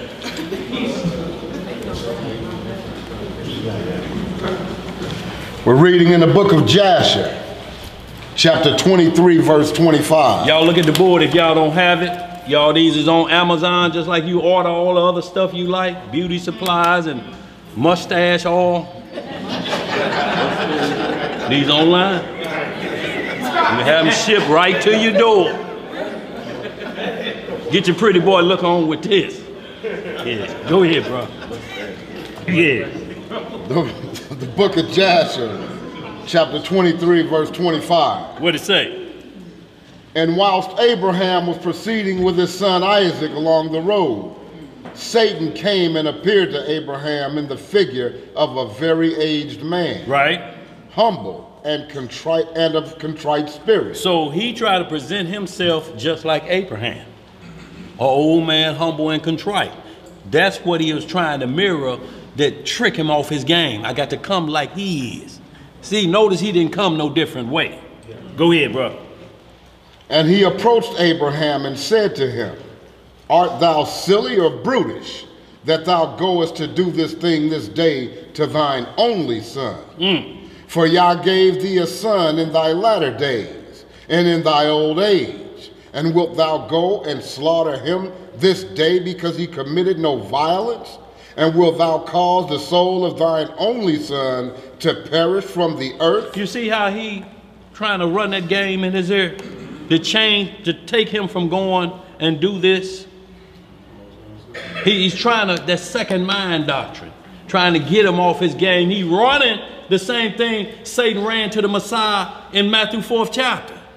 Oh, the scriptures say this. See, he'll sound like he concerned about his well-being. But his whole thing is, if you do that, if I get you to disobey this, then I know God is going to seal his deal with you, because you're ready to give back the son he gave you at 100 years old. Now, who would be latched on to a child like that? I mean, you've been hoping for a child your whole life, and then you get one. But Abraham wasn't going to do like we holler, take me, why you take me? You don't know where you're going, especially holler, take me. But Dan, check it out. Is it the fact that they had a conversation prior that's not spoken, that he shared that with him? With who? With Abraham. Oh, yeah, he told him.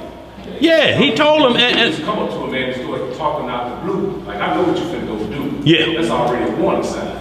Right, and if we go 2 chapters back to 21, you'll see what Ishmael and Isaac was having a discussion. Isaac was telling Ishmael bragging because he got circumcised first. Right. I'm Abraham's firstborn. He circumcised me. He like, partner, you gloating over a piece of flesh? If my father told me right now he'll sacrifice me for the Lord's sake, I will go willingly. That's in the 21st chapter, right at the end, if you go back a couple. So Satan heard that. See, he hears everything because he right around her. So he hear all our lusts and our cravings and our secrets, because we like to whisper. But he got ears like Doppler radar. Did you hear what he just said? Oh, so that's what he like. Get Master King. No, the one with the big rear end. That's what he said he like. Yeah, send him over there right now. There you go. You think whispers ain't heard? Whispers are heard in your dreams. Go ahead, bro. Where we at? We're in verse 27. Dost thou not know and understand that this thing cannot be from the Most High? For the Most High cannot do unto man such evil upon earth to say to him, go slaughter thy child. And Abraham heard this and knew that it was of the word of Satan. Who he knew it was? Was the word of Satan, who endeavored to draw him aside from the way of the Most High. But Abraham would not hearken to the voice of Satan. And Abraham rebuked him so that he went away. What'd he do? He rebuked him. See how simple that was? Get out of here with that. It's as simple as that, y'all. But they got us so scared of demon movies that you dare not say that to a demon. You fear going in. You already shaking like a stripper before you even get there. You scared of a demon.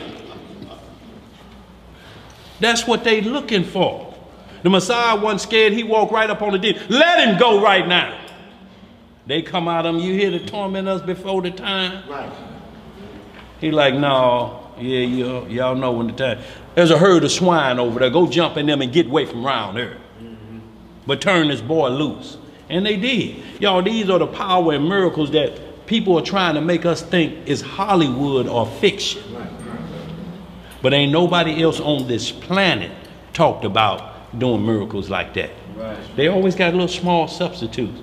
Even if it's a miracle that you put an electronic device and a baby here for the first time, it's a miracle in a sense, but it brings a whole host of side effects. Gonna have to be watched while they're hearing through this. When the Messiah come, he just touch your ear and you hearing 3 counties over. You hear that dog barking, you're like, what dog?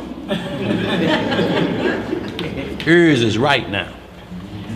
Where we at, bro? Read some more. Verse 29.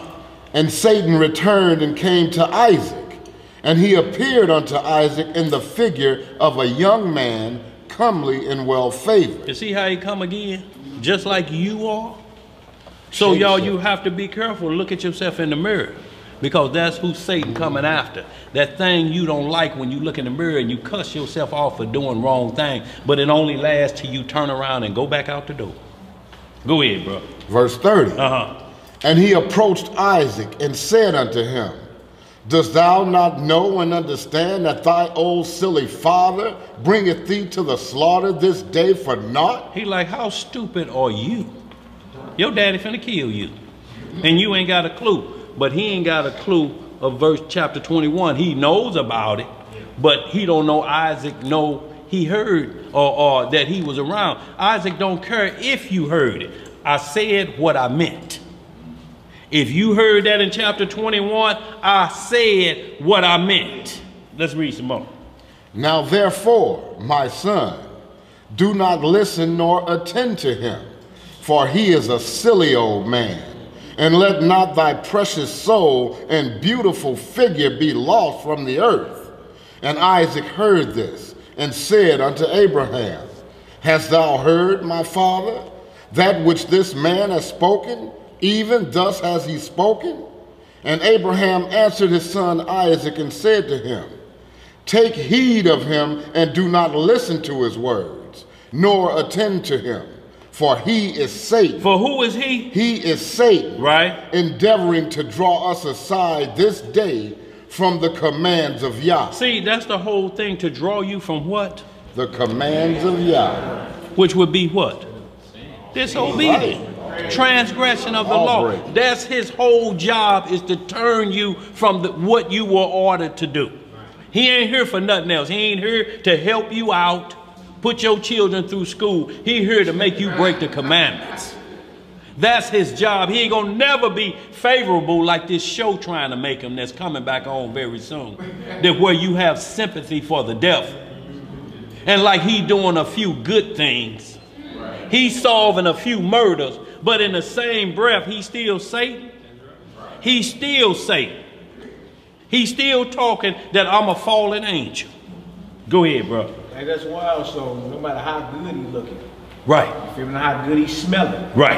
Or how innocent he may look, or how soft he may be speaking, right. If his message is deviate from what God commanded you, that's the devil. That's right. No matter how he looking, no matter what his skin look like, don't matter. If his message is get off the path of what the Lord commanded you, that's the devil whispering at you. It may be some of your loved ones. It may be your spouse, whoever. If it's to deviate off the path, that's the devil sniffing that person right That's there. who it is. Period. That's the only way you can't fall off. You just focus on that. I got to finish what God commanded me to do. I got to finish. Anybody come whispering, smelling good, looking like the woman of your dreams, fellas, whatever. But if it's like, look, get off that path. God really don't mean that. Loosen up a little bit. Right, right. Loosen up. You're too hard. What they say, loosen up. Loosen up a little taste. Yeah. You feel me? And you look up and then you deviate. Yeah. The story we read in 1 Kings 13 a couple weeks ago. That was, I'm talking about monumental. That was major because he almost finished his course. Yeah. He was done. All he had to do was finish until somebody else popped up and said, hey, I'm a prophet too. Right, right. God told me to tell you. Right. Now you can come on. Right. You feel me? He should have been like, nah, partner, I ain't get that memo. Right. Now I gotta keep moving. He said he let his guards down. And while he was sitting at the table, the false prophet, the Lord prophesied through the false prophet mouth. And said, boy, you're gonna die for that. Yep. You gonna Lion is going to eat you because you deviated off course. Yeah. He finished eating, he jumped on his little saddle, and you know, when they found him, they found his corpse eaten by lion. Because he deviated off path. So it don't matter how smooth they look, how good they smell. You feel me? Women, it could be the men of your dreams. Yeah. Huh? Looking like whatever man y'all lust after today. Fellas, it could be the woman of your dreams. Woman you lusting after. Right. If the core message is, oh, God really ain't mean that. Deviate a little bit, loosen up. Right. If that's the message, that's the devil talking to you. That's right.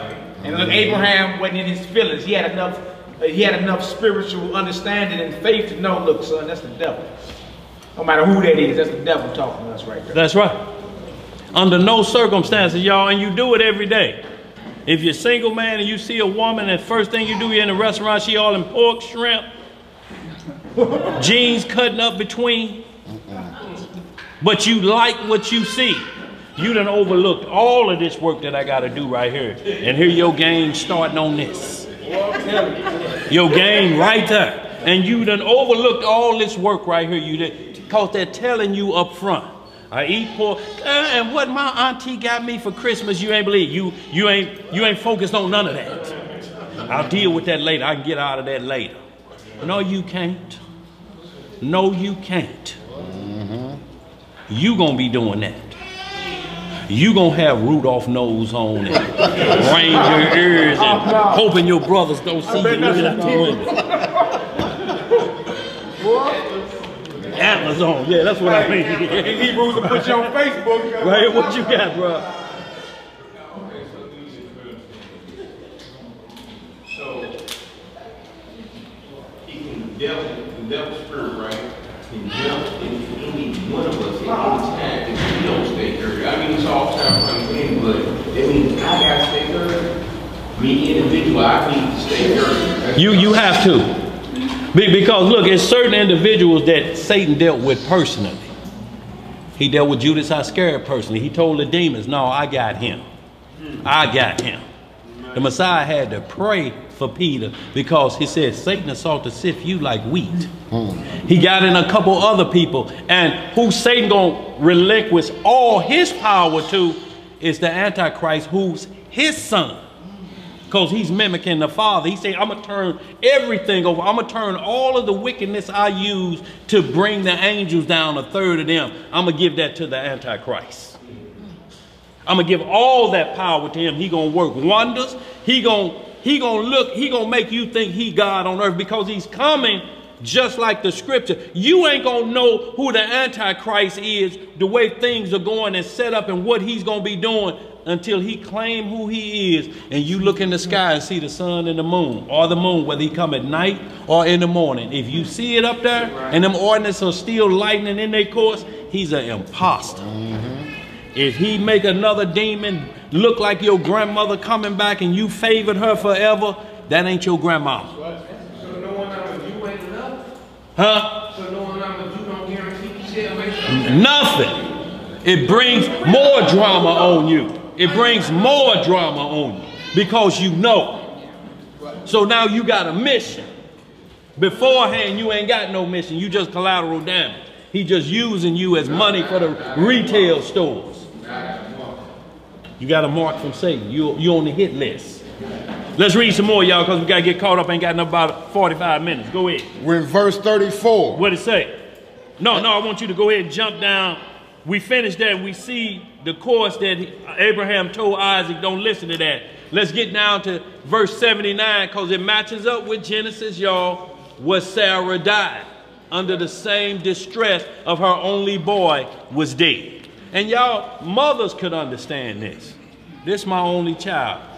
This my only son died this way, and especially under the condition that she had him at. 90 years old? Let's read some more. 79th verse.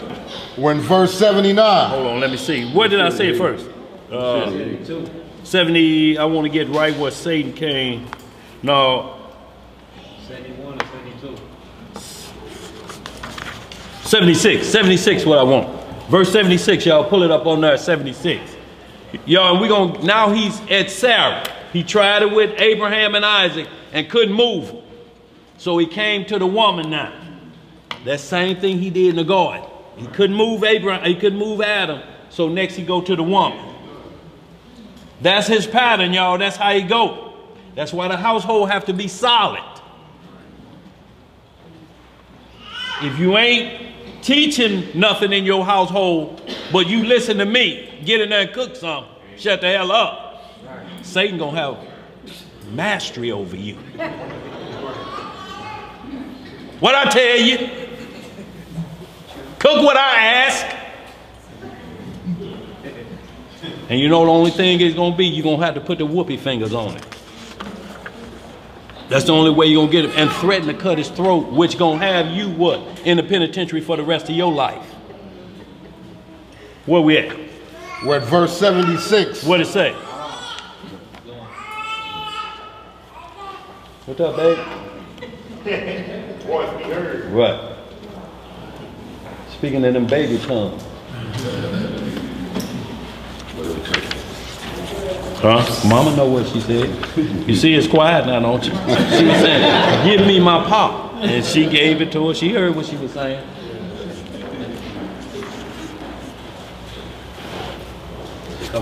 Well, a couple more.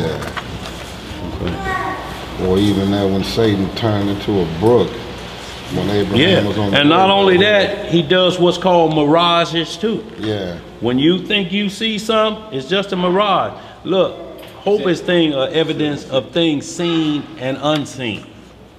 Y'all, when you shake your head, you thought you saw something, you did. It's like crazy people. When you unlock that pineal gland, and most people unlock it with drugs. Right now, they're unlocking it with us with Flocker, which is so dangerous. It's the $5 death high. Everybody that's on it running naked with supernatural strength. Running into traffic, turning over cars, battling with 20 police. Or you're gonna invent something super wicked like Albert Einstein and the inventor of these phones, all of them took LSD. All of the Apple people, all of the Microsoft people, all of them tell you we hit a tab of acid. It took them into another realm. And they looking around and they seeing everything. And then they come back, when they shake out of it, they put it together. The only one that even thought about helping with a supernatural vision from their lineage was Tesla. He was gonna do wireless, he had wireless lighting back in the 20s. Or whenever he was around, that he wanted to light up everybody for free off of the energy of the, they told him, oh, hell no. Is you crazy? We got to charge them for this. It ain't the kingdom yet. We need to make them tributary. What you got that just going, what we can threaten to cut it off, put them in the dark. What you got for that? He said, I ain't got nothing for that. They took his patent, took everything from him. Edison and Westinghouse and General Electric took his ideas, and that's who charging us now. They didn't want it to just enlighten. They got a golf ball size of energy like this. They say it'll light 2 billion homes for a month. This much energy, but they're not going to release it. But you're going to know when we move to it, when gas is back to it was when I started driving, 45 cents a gallon. Long time ago. Yeah. Huh? Tesla. Was it Nikola Tesla? Yeah. They got a car called Tesla. It's a super expensive car now. Out here, electric car that they charging, what, 200,000-300,000 for? Who gonna afford it? But drive by itself, yeah.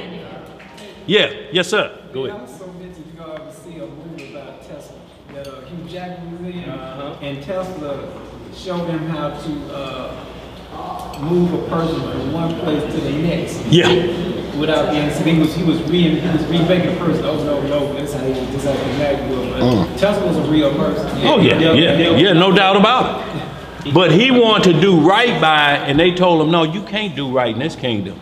No, we need to control people. You can't control, and this is what happens in Sunday doctrine. If we tell you that you can give tithes on your own, we're gonna lose y'all.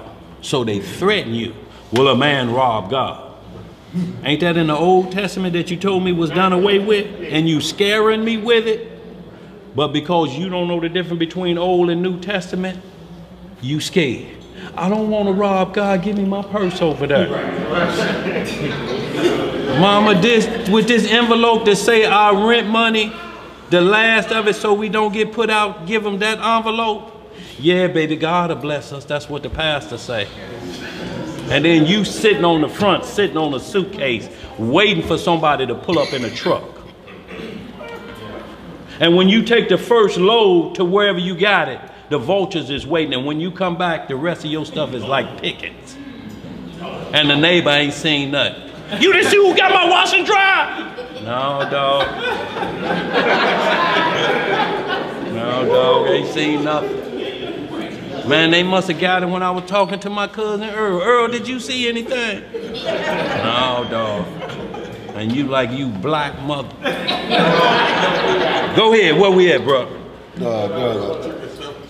got 76? Oh, sorry. Yeah, I mean, because tithing is once a year or every other year. Upon your increase. Right, annually. That's the key, upon your increase.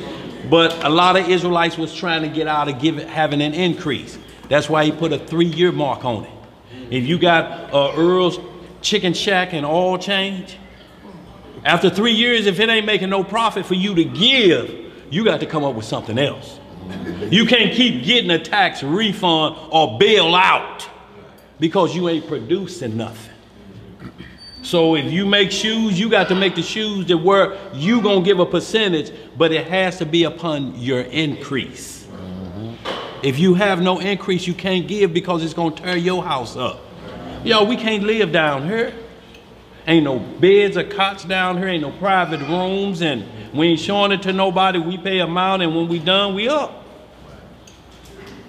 Until we get our own, and when we get our own, it's gonna be the same thing. You can't live in there. You got to be where you're at.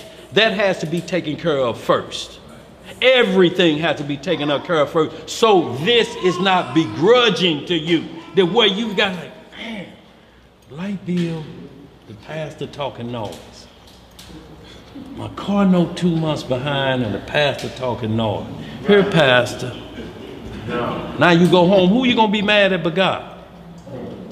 That's why I don't read that Bible no more, because that pastor took all my money. It wasn't the Bible that did that. The Bible told you be not deceived. It ain't the Bible's fault. Go tell who it is. Go stand at his door and tell him what he did. You get down to that verse yet? 76, y'all. Scroll over a little bit so they can see that number. When the book of Jasher, chapter 23, verse 76. What it say? And Satan went to Sarah. Who he go to? To Sarah. And he appeared to her in the figure of an old man, very humble and meek. See, he went to her like Abraham, who she called Lord. Y'all see how our adversary come at us? He ain't gonna come at you where you gotta see you holy. You ain't gonna give him, you know, you ain't gonna put the brakes on him. No, he coming up just where you let him in. Go ahead, bro. And Abraham was yet engaged in the burnt offering before the Most High.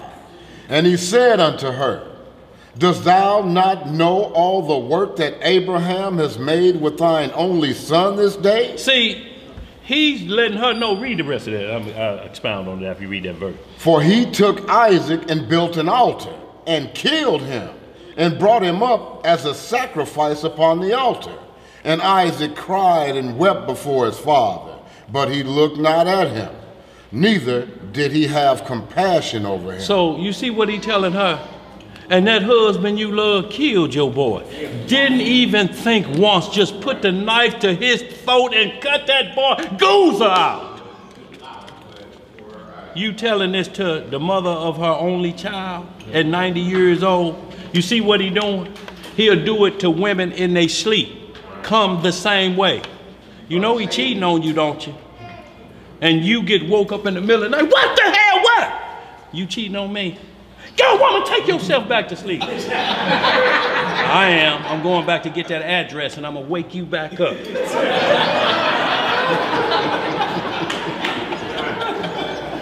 I'm like, you got to be crazy.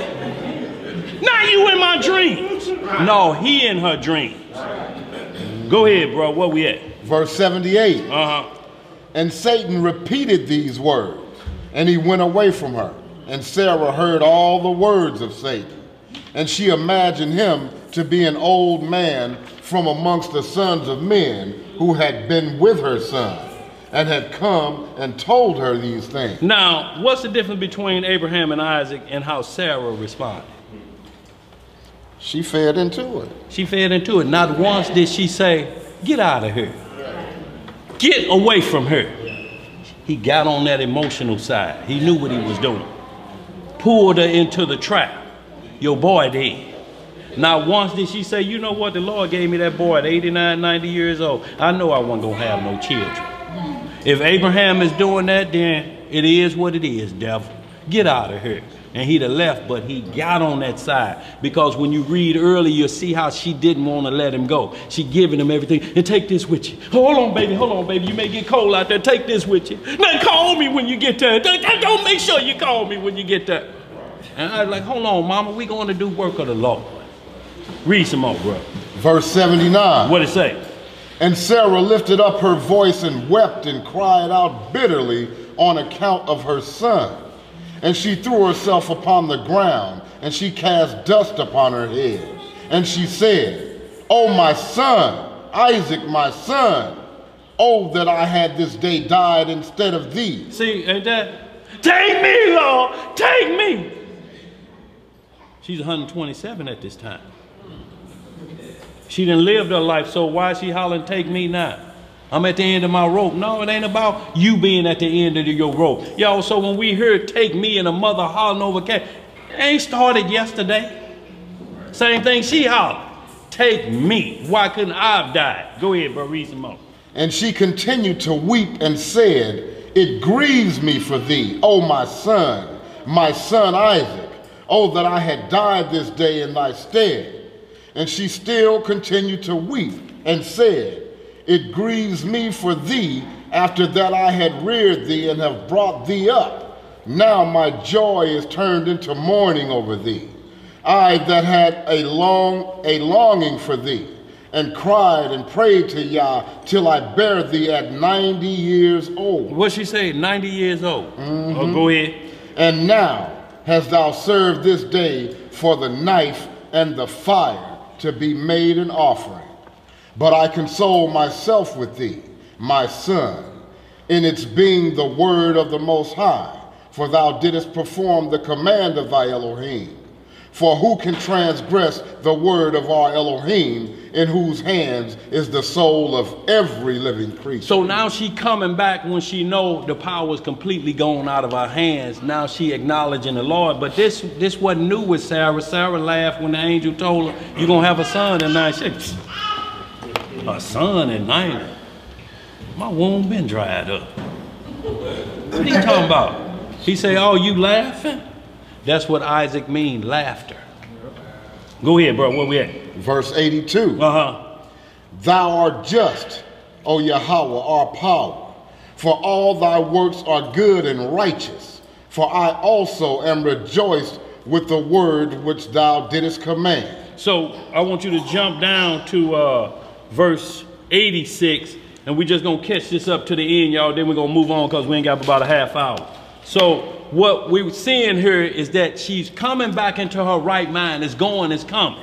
You know what I'm saying? One breath she thinking about the eyes, the next breath she knows the commandments of the Lord, because she remembering what happened with the angel when he told her, you laughing, okay.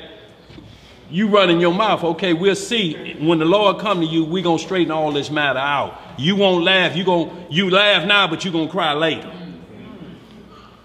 We seeing what's happening with that. See, but we look at punishments from the Lord like they're supposed to happen tomorrow. No, the Lord will stack his chips against you, and you 30 years will go by right when you comfortable and think you like that. Then here come that, and it'll flash right in. Damn, that's about that. Right. 30 years later, that's about that. It's gonna be clear. It say he contend with you, he bring your recompense to your face. The Lord don't do nothing behind your back where somebody have to be talking to you like Job's friends was trying to tell him the Lord, he must have done something wrong. The Lord tells you right to your face, this about that. And you say 30 years, Lord, he's like, 30 years to me is like 3 seconds to the Lord. What is 30 years of your life? It's like 3 seconds, ain't it? To the Lord, because he's in a different time zone.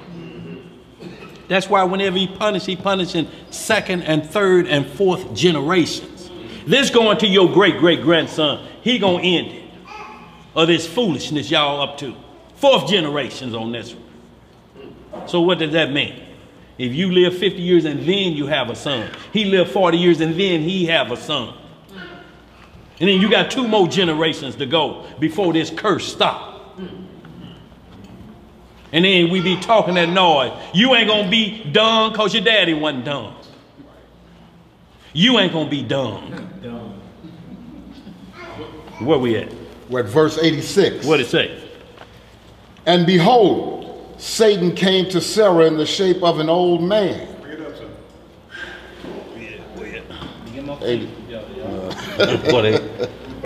Where we at? 80 what? 86. 86.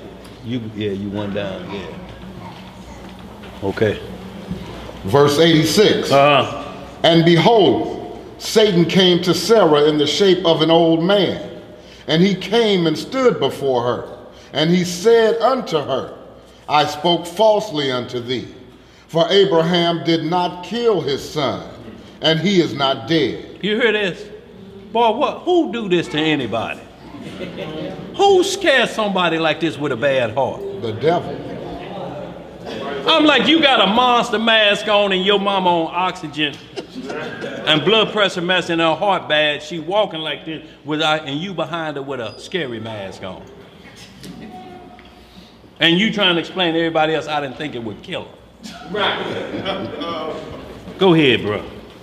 And when she heard the word, her joy was so exceedingly violent on account of her son that her soul went out through joy. You see, she died at that news of hearing that Isaac was still alive. So longing for him, and then find out he was end up having a heart attack from that. But guess who was all right there causing all these problems? Go ahead, read a little bit more. She died and was gathered to her people. And when Abraham had finished his service, he returned with his son Isaac to his young men. And they rose up and went together to Beersheba, and they came home. And Abraham sought for Sarah and could not find her. And he made inquiries concerning her. And they said unto him, she went as far as Hebron to seek you both, where you had gone. For thus was she informed. Look, the last word, guys, she went looking for y'all. She went looking for y'all. So between where they was and where the sacrifice was, he got to go start looking where she could be dead along any of these lines. You know how people go look for dead people when they say, well, we got a radius set up around her and you get everybody in the community to come looking. This what he's at the point now. She went looking for y'all. Go ahead, bro. And see, that's the thing. Just like Sarah when she was deceived and she said, you know, she wished it had been her. She called death upon herself. Yeah. And Satan got somebody. That's what he was there to, you know. But anyway, yeah. what she asked for, she got. She got, absolutely, bro. Go ahead. Verse 89. What it say? And Abraham and Isaac went to her to Hebron. And when they found that she was dead, they lifted up their voices and wept bitterly over her. And Isaac fell upon his mother's face and wept over her. And he said, O my mother, how hast thou left me? And where hast thou gone? O how hast thou left me? And Abraham and Isaac wept greatly, and all their servants wept with them on account of Sarah. And they mourned over her a great and heavy mourning. But not once did they say, why didn't he take me? Right. Neither one of them. My mother, is the same thing with Joseph when his mama died. He was at the grave site weeping for his mama like that. Y'all, we ain't mama's boys. We just love our mamas. It's a difference. It's a difference. That's right. Go ahead. Where we at? That's it, bro. That's it for that. Y'all, now we're going to get into an example. We just wanted to show how Satan comes in many forms, and we see angels come in many forms as well. Hit that Hebrews, is that 13 for me? Satan masquerade, angels, strangers. Hebrews 13. Hebrews 13, y'all know what I'm talking about. Before we go any further, Elder, we need door replacement. Man been out there now. Who been out there? Y'all, we got to be conscious. Look, and what we need is a timekeeper. We need one individual to watch that time for the door. If y'all ain't never experienced watching the door, it's your turn now. Y'all, and the reason being, we can't let nobody on this floor. We're responsible. We got shake artists out there and thieves who waiting to get in and get out there and wait till everybody leave, then they gonna appear. Right. And they gonna rob whatever they can out of there, and that's our responsibility. So what we have is an hour rotation at the door. You ain't gonna miss none of the class. Because it's, hey, y'all been out there? Y'all come back from out there. Somebody else go who ain't been out there. Get in on that. You a visitor. Don't worry about it. You a visitor, Johnny. You a visitor. We talking about our regulars. No, come on, y'all come back. We got regulars in here. Yeah, Benai go out there. We got regulars in here. You ain't got to be two, it's one. Y'all just get the next one. This probably be the last one. But y'all, we got to get it. It's a monitor out there. Y'all, this is something we got to do as a body. We shouldn't have to do this consistently. All we need is somebody that's agreeing to be the timekeeper.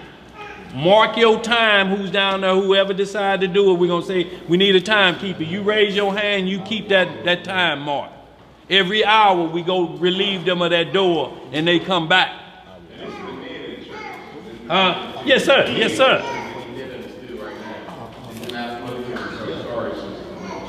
Absolutely. All right, y'all, we want to speed this up. 2 Thessalonians chapter 2. We want to show a couple more strange wonders of Satan and how he's trying to compare with the apostles and disciples who have the true spirit and working that which is righteous versus these workers of iniquity or darkness. Y'all actually think Satan gonna come with horns on his head. He don't come like that. He gonna appear to what you like. That's how he operates. First thing with these, a tree one to be desired. What she like. He transformed himself to look like a stout Adam, ready to get busy with the commandment, be fruitful and multiply. And she desired. And she said, and the Lord asked her, what you do? She told him, that serpent beguiled me. He tricked me. He tricked me. Beguile, to seduce. To seduce or trick. Beguile. To seduce or trick out of your virginhood. What you got? He could come at what? Oh yeah. He could come anything. He'll send demons in your sleep. That's the whole thing. Whatever you dreaming about, if it's bad enough, it's going to wake you up out of your sleep. And it's going to be on your mind all day. It's going to change the countenance on your face where somebody going to see it. It say a bad spirit changes the countenance of a man. Either you going to have a countenance of fire and an aura around you that somebody said it like, man, the Lord on you today. You can see that as well. People see auras around certain people's head. And they can see the Lord with that person. Or you can see turmoil. And people don't want to go back to sleep. When you're going to go back to sleep, you can't keep the Sabbath. Because Sabbath is not so much about not working, it's about resting. If you can't rest, ain't nothing else going to work. Disease set in. The body the heart can't pump non-stop 24 hours a day, running full capacity. You gonna break down just like a car. Now, if they got a rest stop for a car, what you think about you? You'll pull over with that car. Now I gotta let Betsy cool off a minute. She seemed a little hot. I'm gonna pull over, baby. You patting on the dashboard. Right. And then you won't rest when you pull over. And now here you is like this in Betsy, 2 miles from your destination. Because that's when you get to sleep is. Because you start to relax. I know this way home blindfolded. So you think. Till they find you the next morning. Crumpled up. 2 blocks from home. Where we at? Let's get right to it, y'all. 2 Thessalonians chapter 2. Where y'all starting? Verse 1. Y'all, and then once we hit this, because I want you to see the power that Satan's going to give the Antichrist, and then we want to get into Balaam. And we're going to close out with that, y'all. This was a very wicked prophet individual that the Most High at one time had used, but he was so heavy into witchcraft, it was unbelievable. And make sure y'all hit that in Acts 8.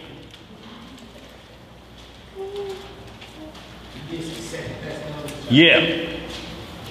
Because y'all, and what we're seeing, what we're seeing is nothing short of the same miracles the Messiah was doing. The disciples didn't know who he was. He was standing right next to him. And he like, yeah, the Messiah died. He like, I'm he. And they looked and they like, that is you. When Mary and Martha came to the tomb, they thought he was the gardener. He was just standing there chilling. They didn't think once to look at him. This the Messiah risen. They weeping. Right. And he said, what y'all? And he like, they came and they done took his body away. Them some Roman dogs. He like, I'm he. And then they looked, they like, oh, that's you. But he wanted them not to just see him from that perspective, that they will believe. He wanted them to believe in their heart the same way with the disciples. If I take down Rome right now, it's going against all prophecy. So in like manner, if y'all right here, when the resurrection happened, I'm going to let y'all know it's true. That's why he say, feel my hands. Here, right here, that's where they stabbed me with the sword. He was in full spirit at that point, but in the same flesh. That's how they was recognizing. Thomas say, I ain't going to believe it. No, unless I see the nail prints in his hand, I ain't going to believe he risen. Now, he walked with him for how many years? At least 3.5. Doing miracles itself, but did not believe in the resurrection. That's where doubting Thomas come from. When you call somebody a doubting Thomas, that's about the Thomas the apostle. And when the Lord came through, first thing he did, he didn't knock on the door, he came through it. And they say they thought it was a spirit, and they jumped back. He say, it's me, Thomas. And Thomas, he looking like, that is him. I hear you want to see my hands and my feet and my side. And he weeping uncontrollably.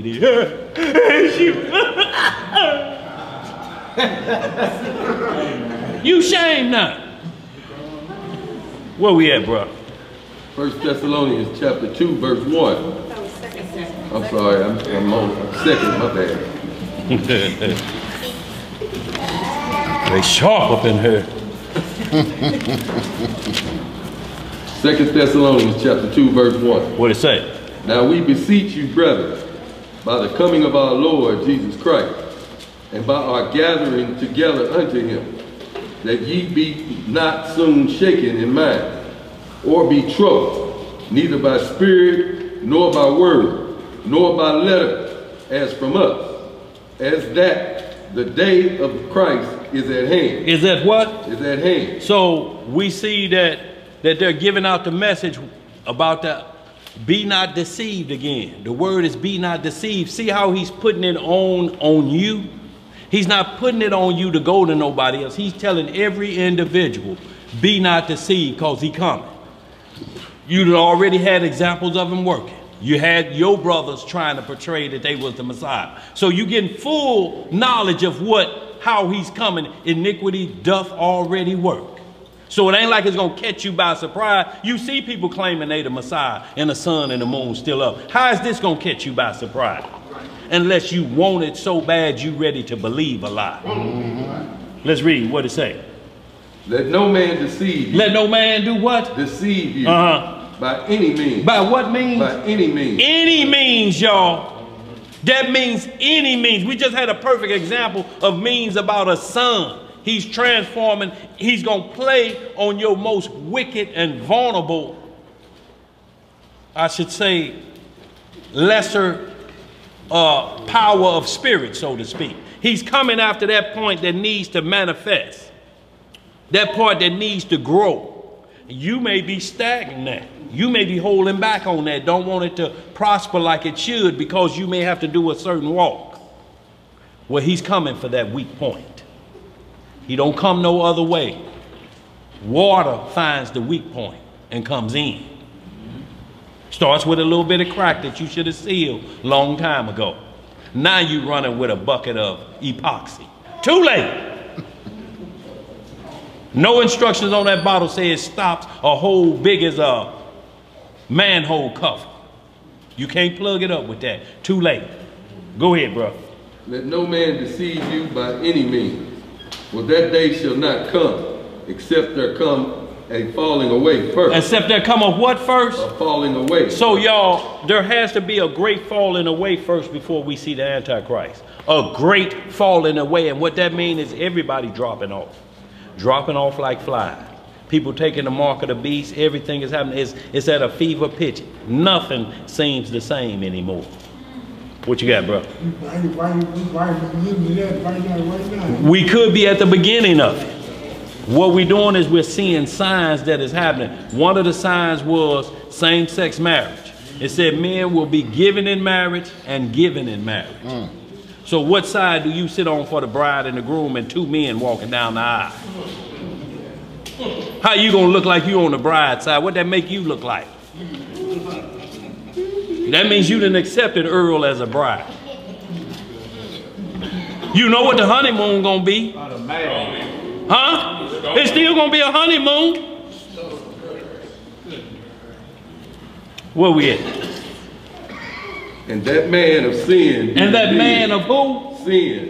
Be revealed, the son of perdition, who opposeth and exalteth himself above all that is called God, or that is worshipped, so that he is God, sitteth in the temple of God, showing himself that he is God. And the temple he gonna sit in is not the temple of God. The temple of God is you.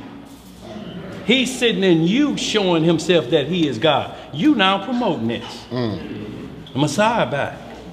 You know this a lie. Just like that boy Warren Brown, who knew that Benjamin E. Carter wasn't the Messiah. He said he prophesied before all of them. In 7 years, we will take control of Jerusalem. 7 years and a day came by, he should have been dead. But he kept living and he come up with another lie. Well, you know, I first have to establish myself as a father like Abraham and like George Washington, the father of America. And you believe another lie for 7 more years. And then when it's time for you to be promoted, he picked somebody else. Now you mad and ready to tell on him. We got all the letters, y'all. He on video out there crying to the Muslims. Sure is, boy. Yeah, went right crying to the Muslims about what Benjamin Carter did. Somebody, he's the ambassador to black folks.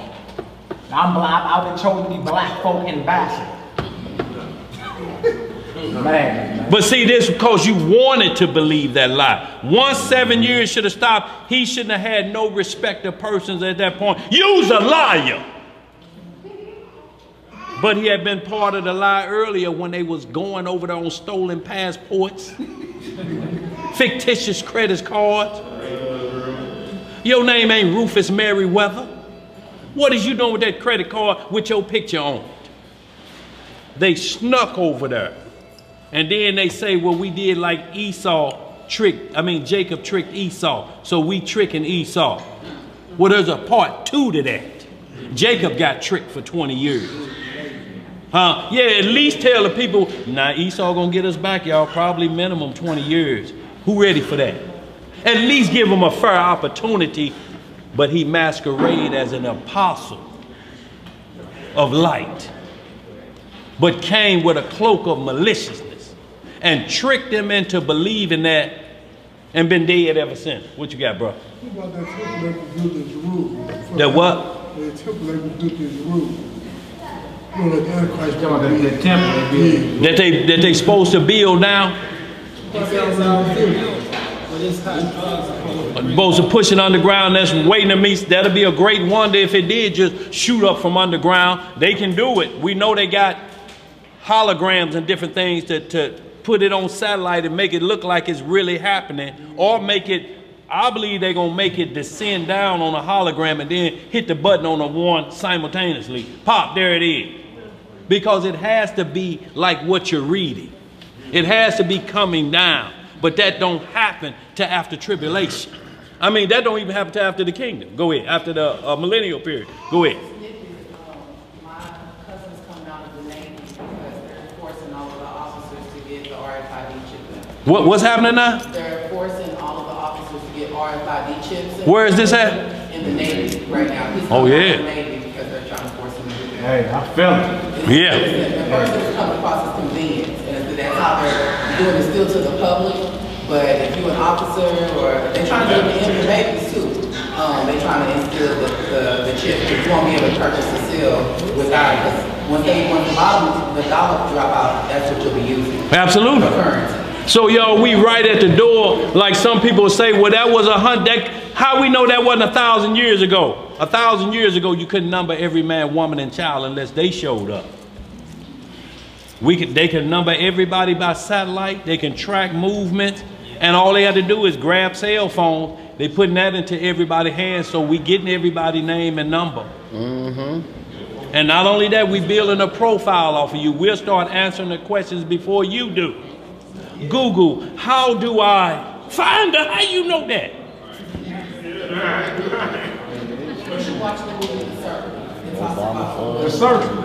Yeah. Yeah, I just watched that deal. I just watched that. What's it called? The Circle. The Circle. It shows you what's ready to come and how it comes across as convenience at first, but then the idea at the end. Sorry, spoiler.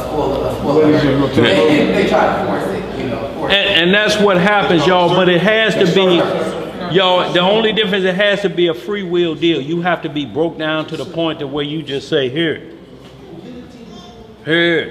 Yeah, but it's being passed off as convenience. Yeah. Until old girl turns it back on him and says, well, look, you know, since you all the founders, we need you to be transparent. Right. We need all your emails, your private accounts, everything you've been doing. The crowd was like, yeah. And he looked over like, man, we is dome. Dang, we didn't trip. Like, yeah. But they passed it off as convenient. That's convenient. Everything Yes, sir. is just convenient. It's easier for you just to look at all your Facebook friends, all your emails, get them all up. You can leave your purse at home. You can leave your identification at home. If you have a medical emergency, all we gotta do is scan you. We can know what your problem is. Medical bracelets. Look, all of us will walk out of here like this, in hand. It's become an extension of your right or left hand. It's in your hand at all times. Groceries, everything in this. Get halfway to work, know you on 2 points already, make a U-turn. Go back and get that phone. Then thinking of a lie the whole way to work. I tell them that I just rubbed the tire, get Armor All and dirt on my hands, and I caught a damn flat on the way in, boss. You did that before, huh? Yeah.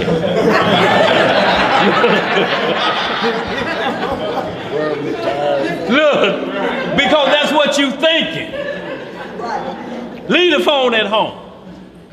But there's another thought. Damn, it's text messages coming through that can't be seen. I got to go back and get it. You should be ready to depart with this in a nanosecond and thrive off the spirit.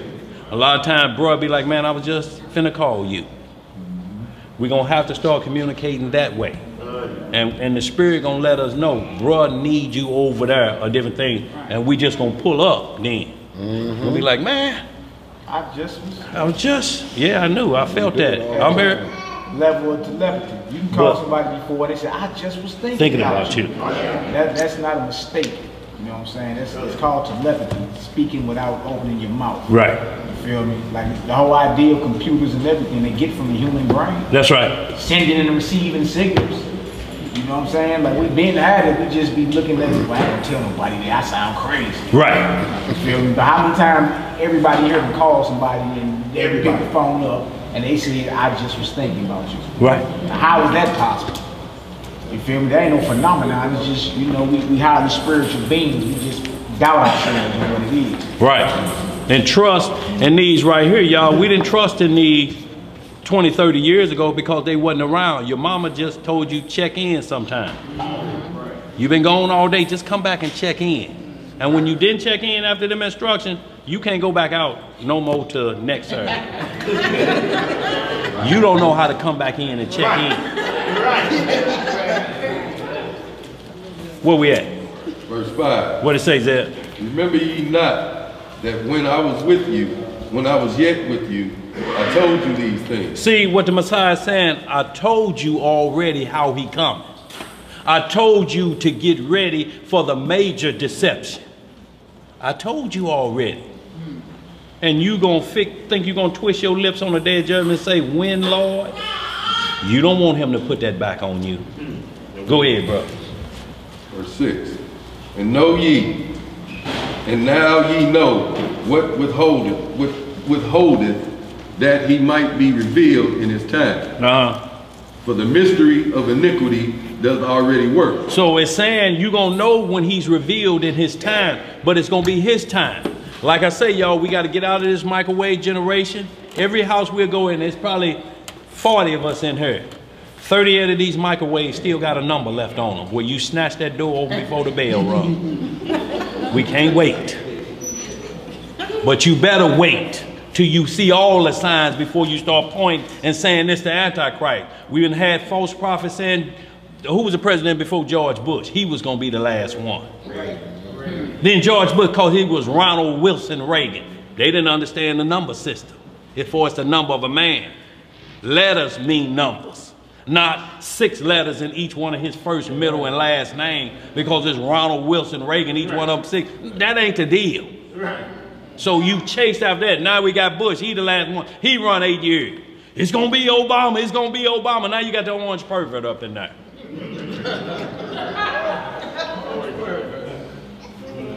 And they hollering he going to be the last one. Let's keep watching the signs. He could be the start of the last one. But we know bestiality is here.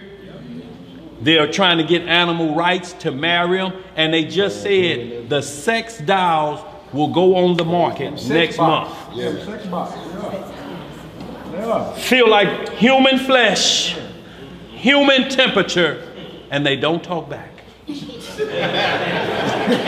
You already getting prepared. Siri, call Domino's for me. Now you ain't got a woman, she ain't gonna never have a headache.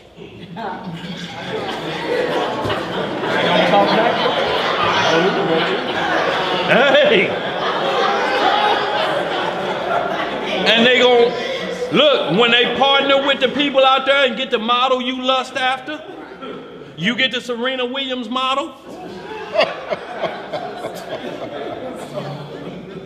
Hey, it's coming because they're mixing kinds already. They're going to allow bestiality, y'all. So we saying the parable of the fig tree is starting to happen in our lifetime. Just like the first slaves knew when them first shackles hit. Oh no, I'm at the beginning of the captivity. Yep. It's 400 years prophesied. I'm going to die a slave. I'm going to die a slave. I'm at the beginning of this. It's going to run 400. We ain't lasting but 70 years, but now I'm going into captivity. I may not last but 36 years old. Do I have children during this time? Do I do all of this? I'm at the beginning of our captivity. We on the tail end of it. Where we at? Read some more, bro. Who got a question over there? Sorry, D. Also, you got that Nambla. Oh, yeah. North American Man Boy Love Association. Google it. Sex before it's too late. Before it's too late. What you got, sis? Hold on. Is of a little girl. What? Yo, they got human. Y'all can do it now. You can Google Geminoids or sex dolls ready for the market. They make them like anybody you want them to look like. They blink their eyes, they talk, they answer all the questions. They can program you. But on the flip side of this, y'all, what we got to be careful of is they're making an image of you. That's why you got to be careful how you answer on these things. They have to be, every message have to be answered with righteousness, because they are going to make an image of you from your dark side. And when they see that robot driving that car, and you like, that is him on a slow speed chase like OJ. And that's Malachi driving. And I'm sitting here with me and Malachi watching himself drive that car. We like, man, they trying to get you. Damn. You like, man, these heathens won't quit. Malachi been in Israel on a slow speed chase. We don't know what he's up to. Hey, y'all, it's coming. What you got, sis? About what? Oh, yeah.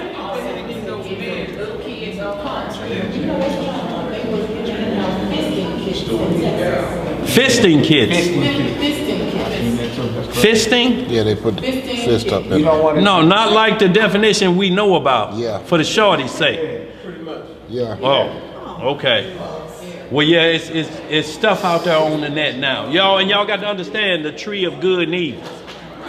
You can pull up anything good. You can find all your relatives. You can find your classmates. You can find out how to change the alternator on your car. Right. You can also Google big black. Who's there? Who's there? Now you start putting out your candles and you making love to yourself. It's date night. Who's there? Oh, I ain't doing nothing, man. Just chilling. Chilling eyes. Hey. You say men shall become lovers of themselves. Wow. It's date night. Where we at? Verse 7. What it say? For the mystery of iniquity doth already work. Right. Only he who now letteth will let until he be taken out of the way. So it says the Messiah is only going to let him run his course till his course is over. And to run his course, it's got to get all of the people that wants to believe a lie out of the way. Because you want to believe that lie. You know this ain't the Messiah. You know it. But you want to deny the Messiah that walked this earth 2,000 years so bad you ready to accept anybody. And that's in our history, because the Pharisees and Sadducees told even Pilate, we'll go tell Caesar on you. Caesar our king. We don't want that king of miracles. We don't want him. He messing with our money and our deception. Now, do you want us to go tell Caesar you pumping another king? He like, I wash my hands of this. You Negroes crazy. You Negroes is lunatics. And then they holler, give us Barabbas. Barabbas would slay a Roman, unjustly though, too. See him walking with his family, cut their head off, anything. He was locked up for that. And when they turned him loose, every Barabbas they showed those boys looking like he out of control. Wild, he come out of there, frogging at the mouth and clapping, and they clapping for him. And the Messiah right there chained up. He come down there, they patting him on the back. Yeah, dog. This old king over here talking this noise, dog. You see, we got you out of jail. He ain't doing nothing. Because every year they had to let somebody go. Instead of them saying, let the Messiah go, they say, give us him. Where we at? Verse 8. What it say? And then shall that wicked be revealed. Then shall that what? Wicked be revealed. Whom the Lord shall consume with the spirit of his mouth. See, the Lord is going to destroy him soon as everybody realize this is the Antichrist. So your judgment is going to be sealed at that point. Whatever you was thinking before the Lord destroyed him, because you're going to see the true law. The sun going to get knocked out. It's going to go into full eclipse on planet Earth. Like every mountain going to be shaking. Everything going to be thundering. If you scared of these little bangers we got now and you start gathering up the dominoes, you ain't seen nothing yet.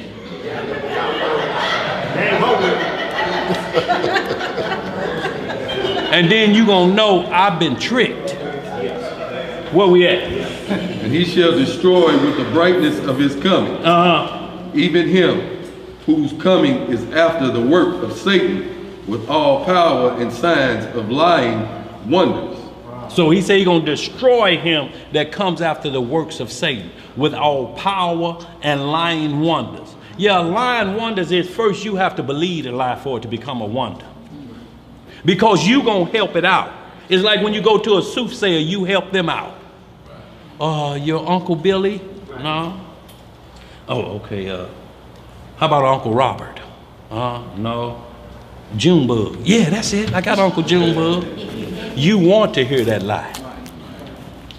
Yeah, your Uncle Junebug, did Uncle Junebug die of yeah, he had cancer. So now they just feeding off of you because you feeding them information. They ain't doing no real work. You feeding them because you want to believe a lie. And you just sitting here with that $40 just waiting for some more information. Now come back in 2 weeks and I'll tell you what Uncle Junior is doing up in heaven then. He's got a word for you. Where we at, bro?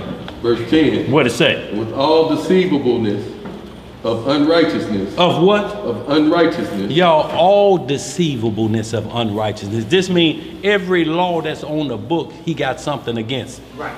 Y'all think it's a coincidence they chose the rainbow as their flag, the homosexual pride? The rainbow covered the altar of the Most High. That's right. Yeah. It's above his throne. It's what he gave the covenant with Noah, the rainbow.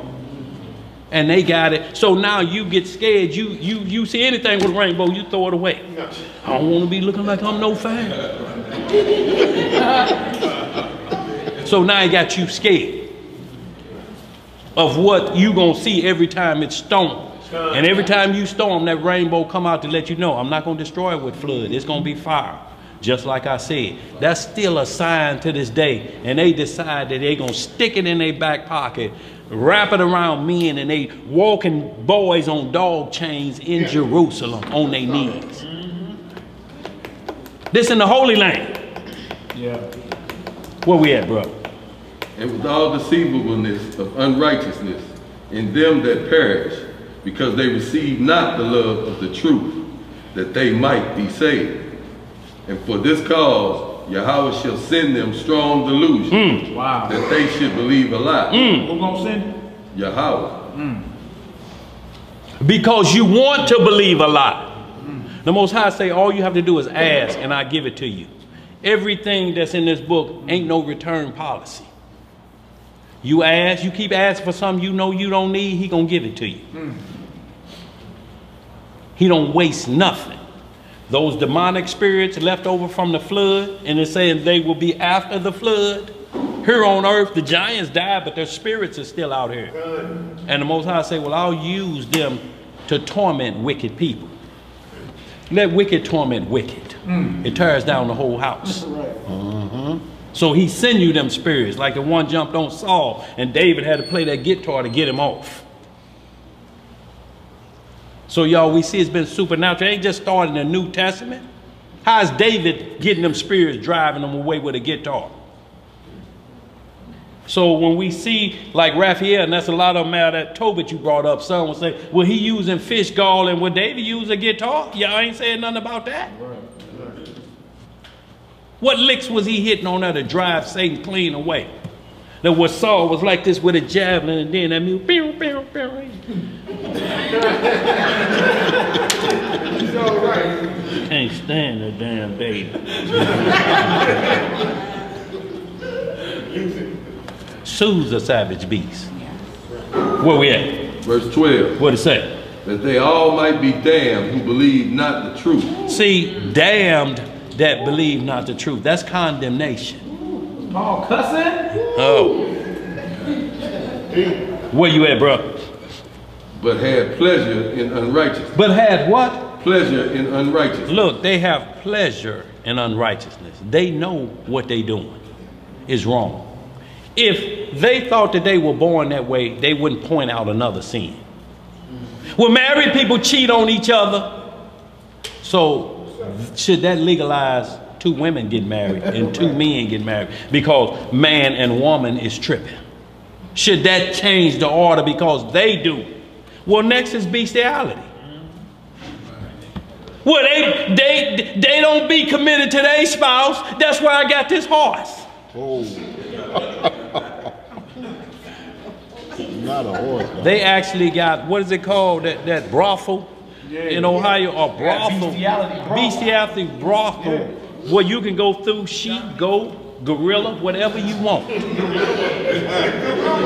Pay your money and go behind them curtains and come out and they buckling their pants and smile. It's going to become legal. And then we're going to know we full-fledged into Sodom and Gomorrah. Y'all, they've been showing us all along. Ellie Mae always had a monkey with her.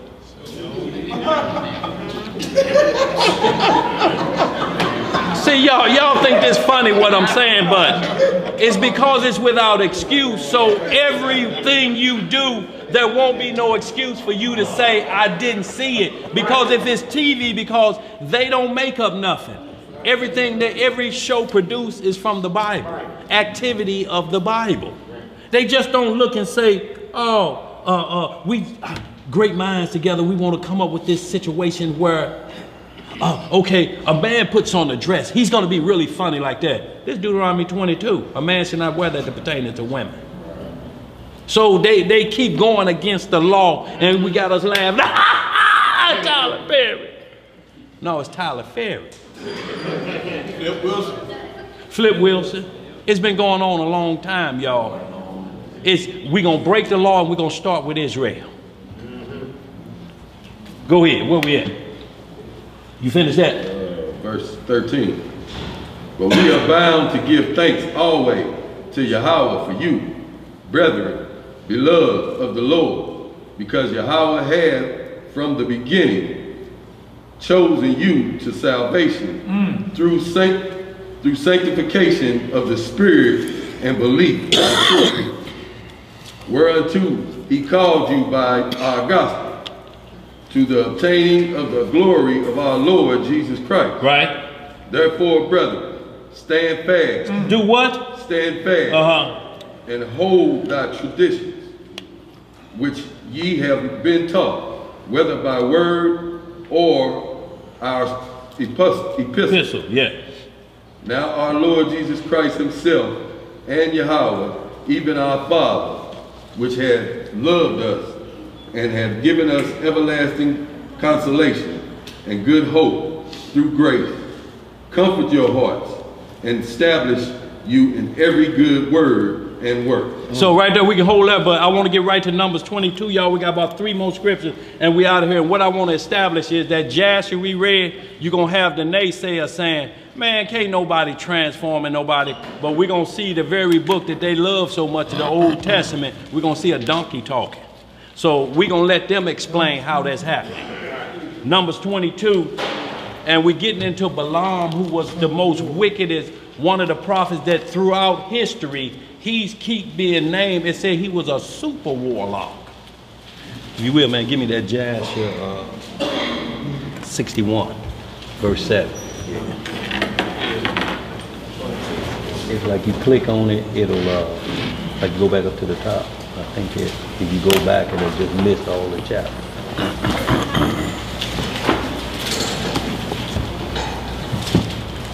Yeah, we'll let it roll.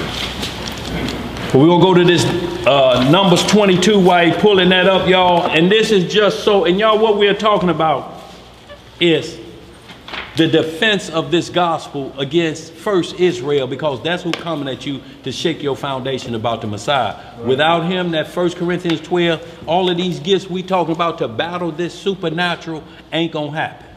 You can fool yourself all you want, but it ain't gonna happen unless you believe every word that's written. It's self-explanatory. Everybody that says got a fault in it, they're going to bring. bring in something else and say, well, that shouldn't have been in there. Maybe the Romans put that in there. Or that shouldn't be right there. This happened right there. Once that happened, you can't trust none of it. It's a lie at that point, because that's what they're saying. If it's been tampered with, what does that make it? You can't have lie and truth together and call it holy. It ain't gonna work. Yo, it's like watching Boys in the Hood 15 times. Ricky ain't gonna make it. It ain't happening. You hope the ending is different. Hey, it ain't gonna happen. You can look at the scores. He made it to college, but he dead. Watch it again, and he's still gonna be dead. The same way with this. You can try to believe that anything is wrong with this, but you spinning your wheels. You ain't gonna come to the same conclusion because you're not a believer. That means in things seen and unseen, because they're gonna be manifested to you in these last days coming up. Y'all, we finna go into some supernatural times. These pharmaceuticals, you seeing that these are demonics? Alcohol driving you at a certain level is gonna be demonic. Everything, these phones, everything is going to be, games are demonic. You put on these glasses now, it's like you actually walking through an event, scaring people to death. They pull them off and they laugh. Woo, well, that's going to manifest itself into this realm very shortly. They working on that CERN machine, and they think they got it to the point where we can open up the portal we need. And it's sitting right on where the hill of Apollyon, it's sitting at the exact same spot. Where it says the bottomless pit is where demons gonna be let out at. They already saying we see dark matter. We see stuff in here, but we're gonna keep on going. We're gonna keep on going because we don't want that kingdom that's promised to come. We don't want to be servants to you niggas. Not forever. Now y'all talking a weekend or something like we let y'all march through Selma, but y'all talking about forever? March through Selma? Look, this the same thing Esau was so bitter about when he asked, but desire for woman, and it say he hated his blessing because of the blessing that Jacob had. Forever blessing. I got to serve him forever. Yes, you do. I can't reverse it. It won't be reversed. It was never meant to be reversed. Where we at? Read the book of Numbers, chapter 22. Yes, sir. Let's start about right where Balaam is at. Let me get right there. You're talking about right where the donkey speed was. No, we want to go right where them friends came. Verse 10.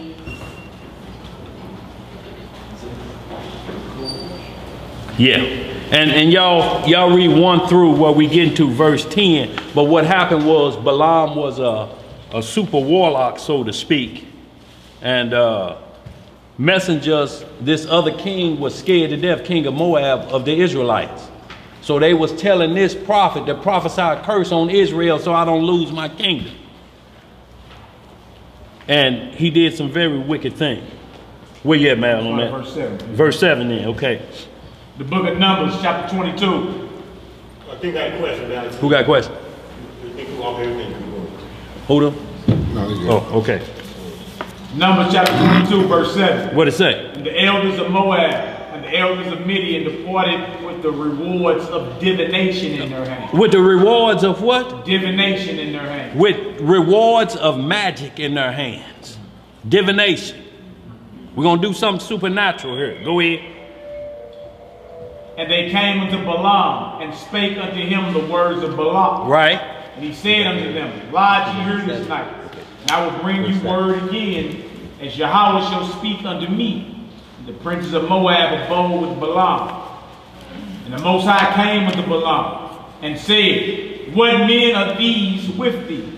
And Balaam said unto the Most High, Balak the son of Zippor, king of Moab, hath sent unto me, saying, Behold, there is a people come out of Egypt, which covereth the face of the earth. Come now, curse me them, peradventure I shall be able to overcome them and drive them out. So he said, put a curse on him. This is what he's telling God they asking him. Go ahead, bro. Verse 12. And the Most High said unto Balaam, thou shalt not go with them. Thou shalt not curse the people, for they are blessed. For they are what? Blessed. Okay. And Balaam rose up in the morning and said unto the princes of Balak, get you into your land, for the Most High refuseth to give me leave to go with you. So right here, his understanding is clear. He understands what's going on. He told them, y'all get out of here. The Lord say, I can't go with y'all. But is his heart really there? Go ahead, bro. And the princes of Moab rose up, and they went unto Balak and said, Balaam refuseth to come with us. And Balak sent yet again princes more and more honorable than they. So he's sending the more upper echelons, so to speak. First you send the mayor. Now here come the governor. Now here come the state representative. Higher and higher, trying to get you to come. Go ahead, bro. And they came to Balaam and said to him, thus saith Balak, the son of Zippor, let nothing, I pray thee, hinder thee from coming unto me.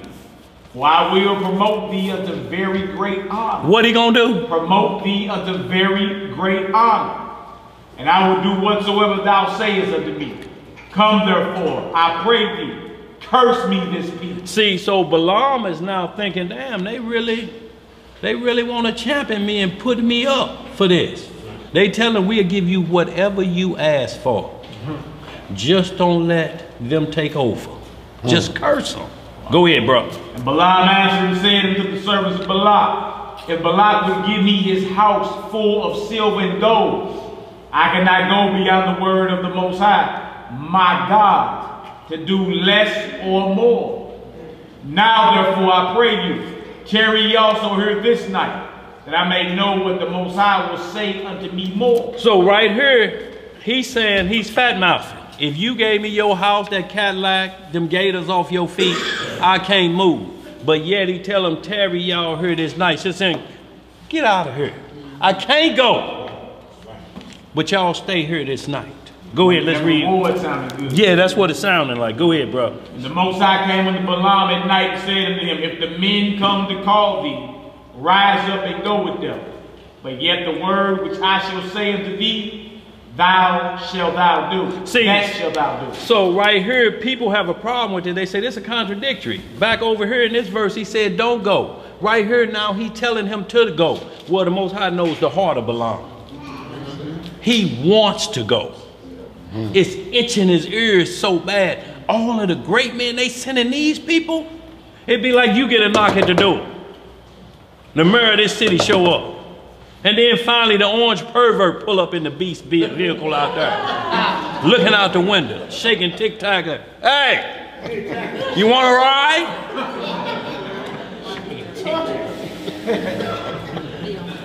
And you thinking, man, you must be some man. The president that came himself. Go ahead, read some more, man. Verse 21. What it say? And Balaam rose up in the morning and saddled his ass, and went with the princes of Moab. The Most High's anger was kindled because he went. See, that would seem like a contradictory from the verse before, wouldn't it? Why is the Most High mad? Because he went. See, these are the things that naysayers point to right there. That's what I'm talking. Y'all God so confused, he don't know what. Is y'all God bipolar? You got to be ready for the haters of our God that's scouring through this book to see where they can find fault. Go ahead, bro. Verse 22. What it say? And God's anger was kindled because he went, and the angel of the Most High stood in the way for an adversary against him. Now he was riding upon his ass, and his two servants were with him. And the ass saw the angel of Yah standing in the way, and his sword drawn in his hand. And the ass turned aside out of the way and went to the field. And Balaam smote the ass. So, what you have? What verse? Turn her into the way. I'm at the top of 24. Okay. Verse 24. But the angel of Yah stood in the path of the vineyards, a wall being on this side and a wall on that side. So I'm gonna hold you right here, man, but I want you to keep reading. But we see here again that beasts see supernatural things. The beast saw that angel standing there, but Balaam didn't see him. You know, so in like manner, you hear your dog start growling for no reason, and he's looking this way, and ain't nothing there but a wall. Start getting some prayers on. Lord, send your holy angels to defend whatever this is in here. Satan, if it's you, D-E-D-A-D-O. Dare the dough.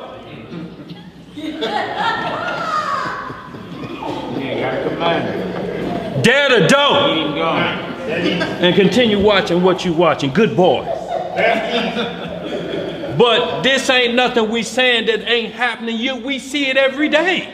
You see a dog barking and growling for no reason at what? You'll start beating on, shut up, I tell you to shut up, I'm trying to watch Empire. Go in your cage, go in your cage. Where we at, boy?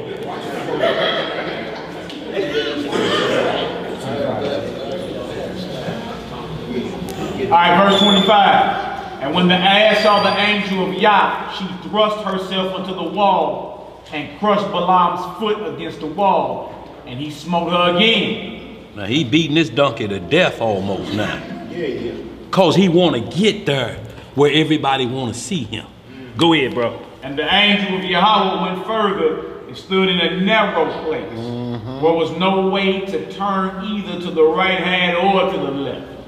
And when the ass saw the angel of Yah, she fell down under Balaam, and Balaam's anger was kindled, and he smote the ass with a staff. Now he gonna beat this thing to death. Because it's trying to save its life. Save his life, so to speak. He see the death angel, he turning every way. He even crushed his foot and he still ain't getting the message. Like where you get a blowout, you get the tire change, then you run out of gas, and you steady heading to wickedness, just drive. I'm gonna get there, I'm gonna get there. I'm almost there. And then here she calling in that jam, come on the radio, I'm on the way, yeah. I'm on the way. To wickedness. Go ahead, bro.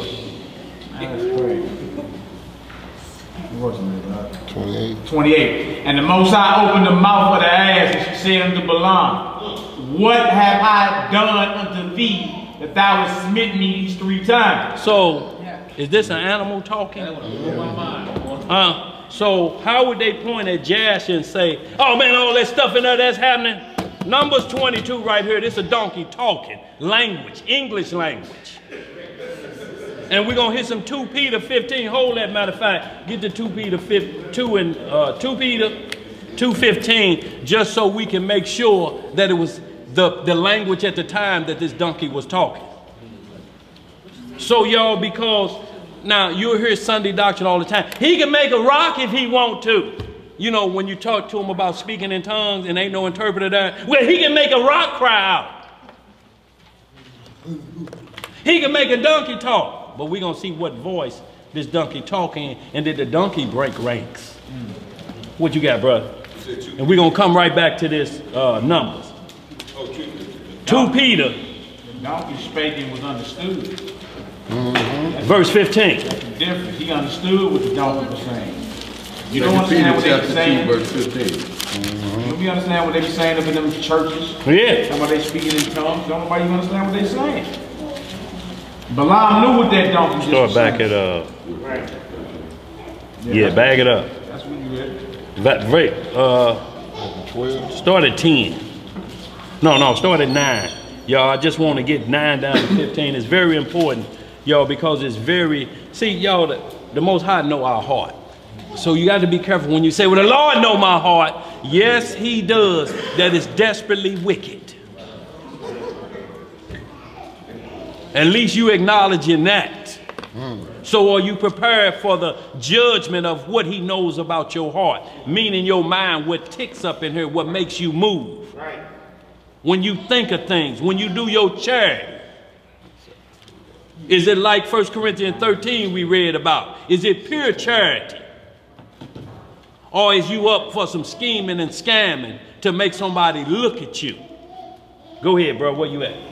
2 Peter chapter 2, verse 9. What it say? The Lord knoweth how to deliver the godly out of temptation, and to reserve the unjust until the day of judgment to be punished. See, so even in your dreams, the Lord will get you out of a bad situation in your dreams. You in the wrong bed, something to fall off, you keep your phone up there, or something right there fall off, clunk you in the head. You wake up, it's 3 o'clock in the morning.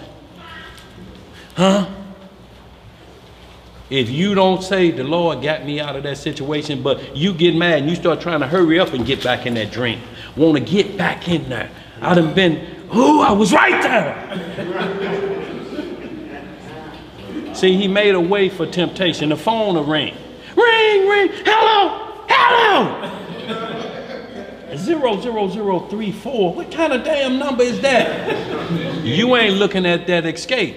But they showed it to us in the Matrix. Every time he got out, he had to get to the phone.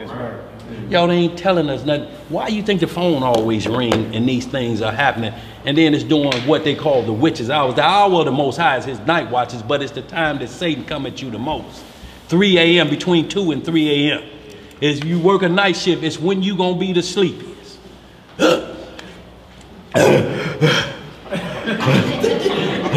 This means try to learn how to sleep in the day, because soon as you crash out, that's when the boss gonna come in. Earl, Mama? No, that's where you going, to Mama's basement, cause you out of here. Go ahead, where we at? Verse 10. But chiefly them that walk after the flesh in the lust of uncleanliness, and despise government, presumptuous are they, self-willed, they are not afraid to speak evil of dignities. Whereas angels, which are greater in power and might, bring not railing accusation against them before the Most High. So it's saying you are worse. Angels won't even do that. It's like Michael, and to back that up in the book of Jude, it said Michael never brought a railing accusation against Satan when he come for the body of Moses. You don't have to get in the dirt with him for the truth to be real. The truth is what it is. You tell him, I rebuke thee, get back. Now you can say that bold as you want, but you don't have to have a bunch of MFs and flat foot and ugly mother this and that to make it work. I rebuke thee. There to go. Get out of here. You're not welcome here. And he'll leave. And he will leave. What you got, Joe? Yeah, one more now, telling at the motel office that she was saying that she kept doing that, he ain't never leave. I said, what God you calling on, the apostle? And she said, yeah, she didn't believe Jesus was a black man. I said, we on the same thing. Well, right, so. Right, so. You must be called an imposter. Right. See, but that's how quick he understood there's something wrong in that program. If he didn't leave like he's supposed to, let me check. What are you, obedient or disobedient? Which one you talking about? Go ahead, let's read some more. Verse 12. What it say? But these, as natural brute beasts, made to be taken and destroyed, speak evil of the things that they understand not, and shall utterly perish in their own corruption, and shall receive the reward of unrighteousness, as they that count it pleasure to riot in the day of time. Spots they are, and blemishes, sporting themselves with their own deceivings, while they feast on you. See, feast with you. Feast with you, sporting their own deceivingness. You know you want a piece of this ham. Talking dirty, whatever they doing, and you're right there while they in your company or feasting with you, or we're talking things, they're proud to say, I'm against that word of God you speaking about. It's like they almost purposely want to see if you get off your game. And you just sitting there looking. I hope you don't choke off that, partner. Or you got your head thrown back. You know, you can't chew with your mouth up like this. You ain't a bird. And they be thinking, damn. Just give them something right back. Go ahead, bro. Having eyes full of adultery. Having eyes full of what? Adultery. And that cannot cease from sin, beguiling unstable souls. See, that beguiling is there again. Unstable souls. Y'all understand the souls that ain't sure about this walk. That's who they coming after, to beguile you, to trick you. Go ahead.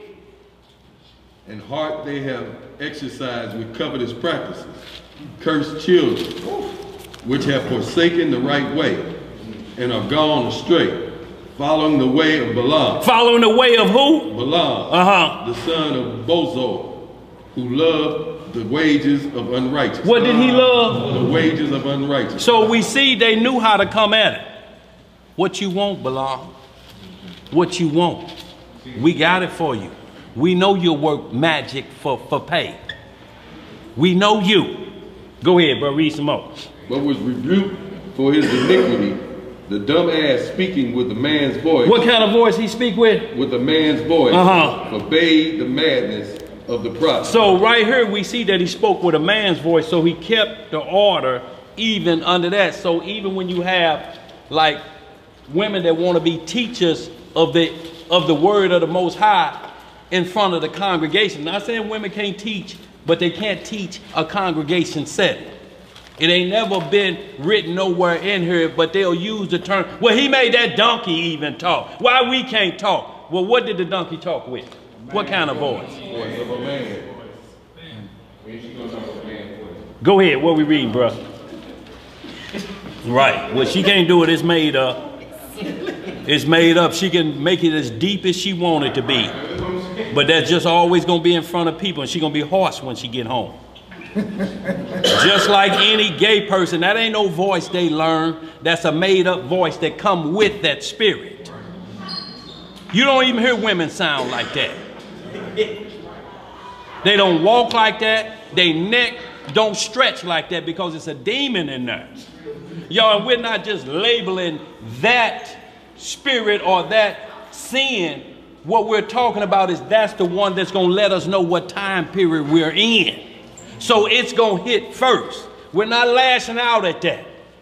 Only from the situation of it's showing us what time we are in prophecy when this is accepted as an everyday walk. And half the people start believing, well, you know, I believe they could be born like that. You know, anything could happen. Anybody could do. Born like that. Their 23 chromosomes from their mother and the 23 from their father is XX and XY. It's 22 of them from each side of each parent. And there's one that's the same. That's the mitochondrion. But the others are XX or XY. You gonna be one of them. It ain't never been nobody born with triple X or triple Ys. It's XX and XY. What you got, bro? What about these so-called transgenders and homosexuals? It's all lovings or pleasures of that. I feel like a boy trapped in a woman's body. Yeah, but the ones that are born with both hermaphrodite. Both sex, well, what they do is they always take one as just an offshoot of a twin. That's all it is. Eve was cursed with 20, multiple conceptions. So that's a part of the curse of a woman. Multiple conceptions, so that's multiple pregnancies. So that was part of the curse as well. So most of them are offshoots, or it was supposed to be a twin or something. Or some get an extra finger cut off or something like that. Some is just you have this part of the body down hanging out of the side. It was supposed to be 20. So what they do is they take the stronger gender, they look for XX, XY, and they cut off. If it's a boy, if it's XY dominated, they cut that XX part off. But they still have the choice to follow Most High's laws or not do it. If they didn't get it cut off, that XX or that XY gonna dominate them. Right. It's these people now getting all of their genitals cut out and walking in high heels. It lasts but a season. You can't be a 250-pound, 6-foot man walking in some stilettos. They're going to be ground to powder in a block. You can't practice that every day as a man. It ain't going to work. Wow.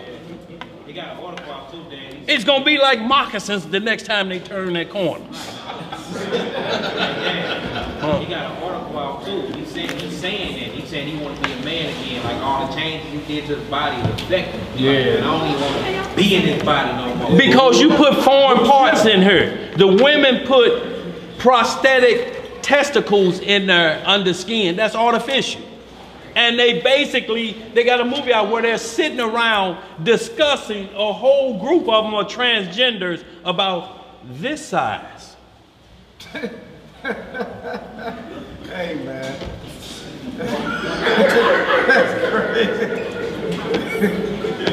We'll get back to it, y'all. But these movies are out here, y'all, so it's nothing to be born that way. All you have to do is say, run that DNA for me.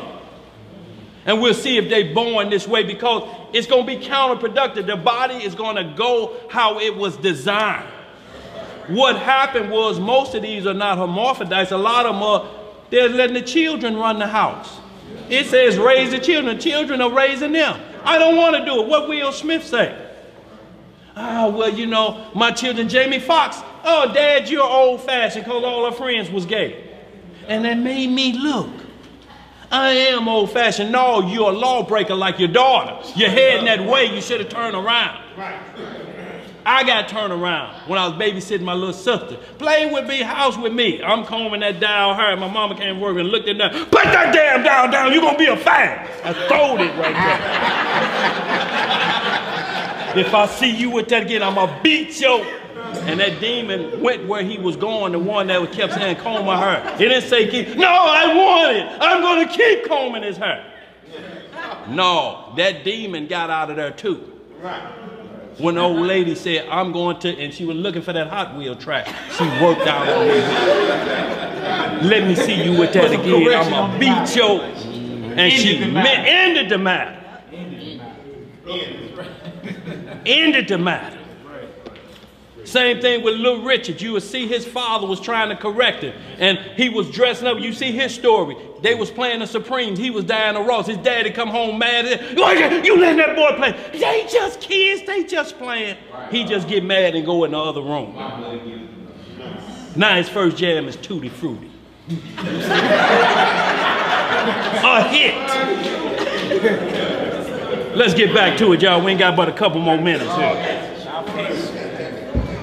We finished that on that dumbass. I got a question. Right Before you go ahead and pull up Jasher 61 and 7 up, y'all. Pull up, give me Jasher 61 and 7. Go ahead. Verse 6 of this same chapter. Did we read verse 6? Turning it, yeah, go ahead. Read that verse 6. Bro, I want to hit that verse 6 of that. And turning the cities of Sodom and Gomorrah into ashes, condemn them with an overthrow, making them an example unto those that after should live ungodly. So it's saying Sodom and Gomorrah is an example of what was going on in there, and it's an example to everybody else that want to live like that. So, and they try to say, well, it's about hospitality. Yeah, you get into some wisdom of Solomon, you know, right, 19th chapter, whatever it is, it say that hospitality, well, hospitality is a key ingredient to this walk. It's first. You must first be hospitable. Did I say that right? Hospitable. Mm-hmm. So that's what you must do to greet someone. You got to look. You need some water. You know, pull your shoes off. You know, let's get comfortable. You had anything to eat since you've been on this journey. That's what's offered first. It's on, and y'all, we see it every day. I don't care what state you go through. Welcome to Mississippi. As soon as that sign, there's a welcome center right there. This is what we got. We welcome you here. We welcome you this. We welcome that. Right. Your home in like manner. So it ain't like we don't understand what it is. We see it every day, but we don't see it. You see a rest stop. You rest your car and don't rest you. The car doing what it's supposed to do. It's pulling a Balaam, but you steady stomping on it and you ain't been asleep. How you gonna do 100 miles an hour and take that curve? And then blame it on the car. That old car. Where we at?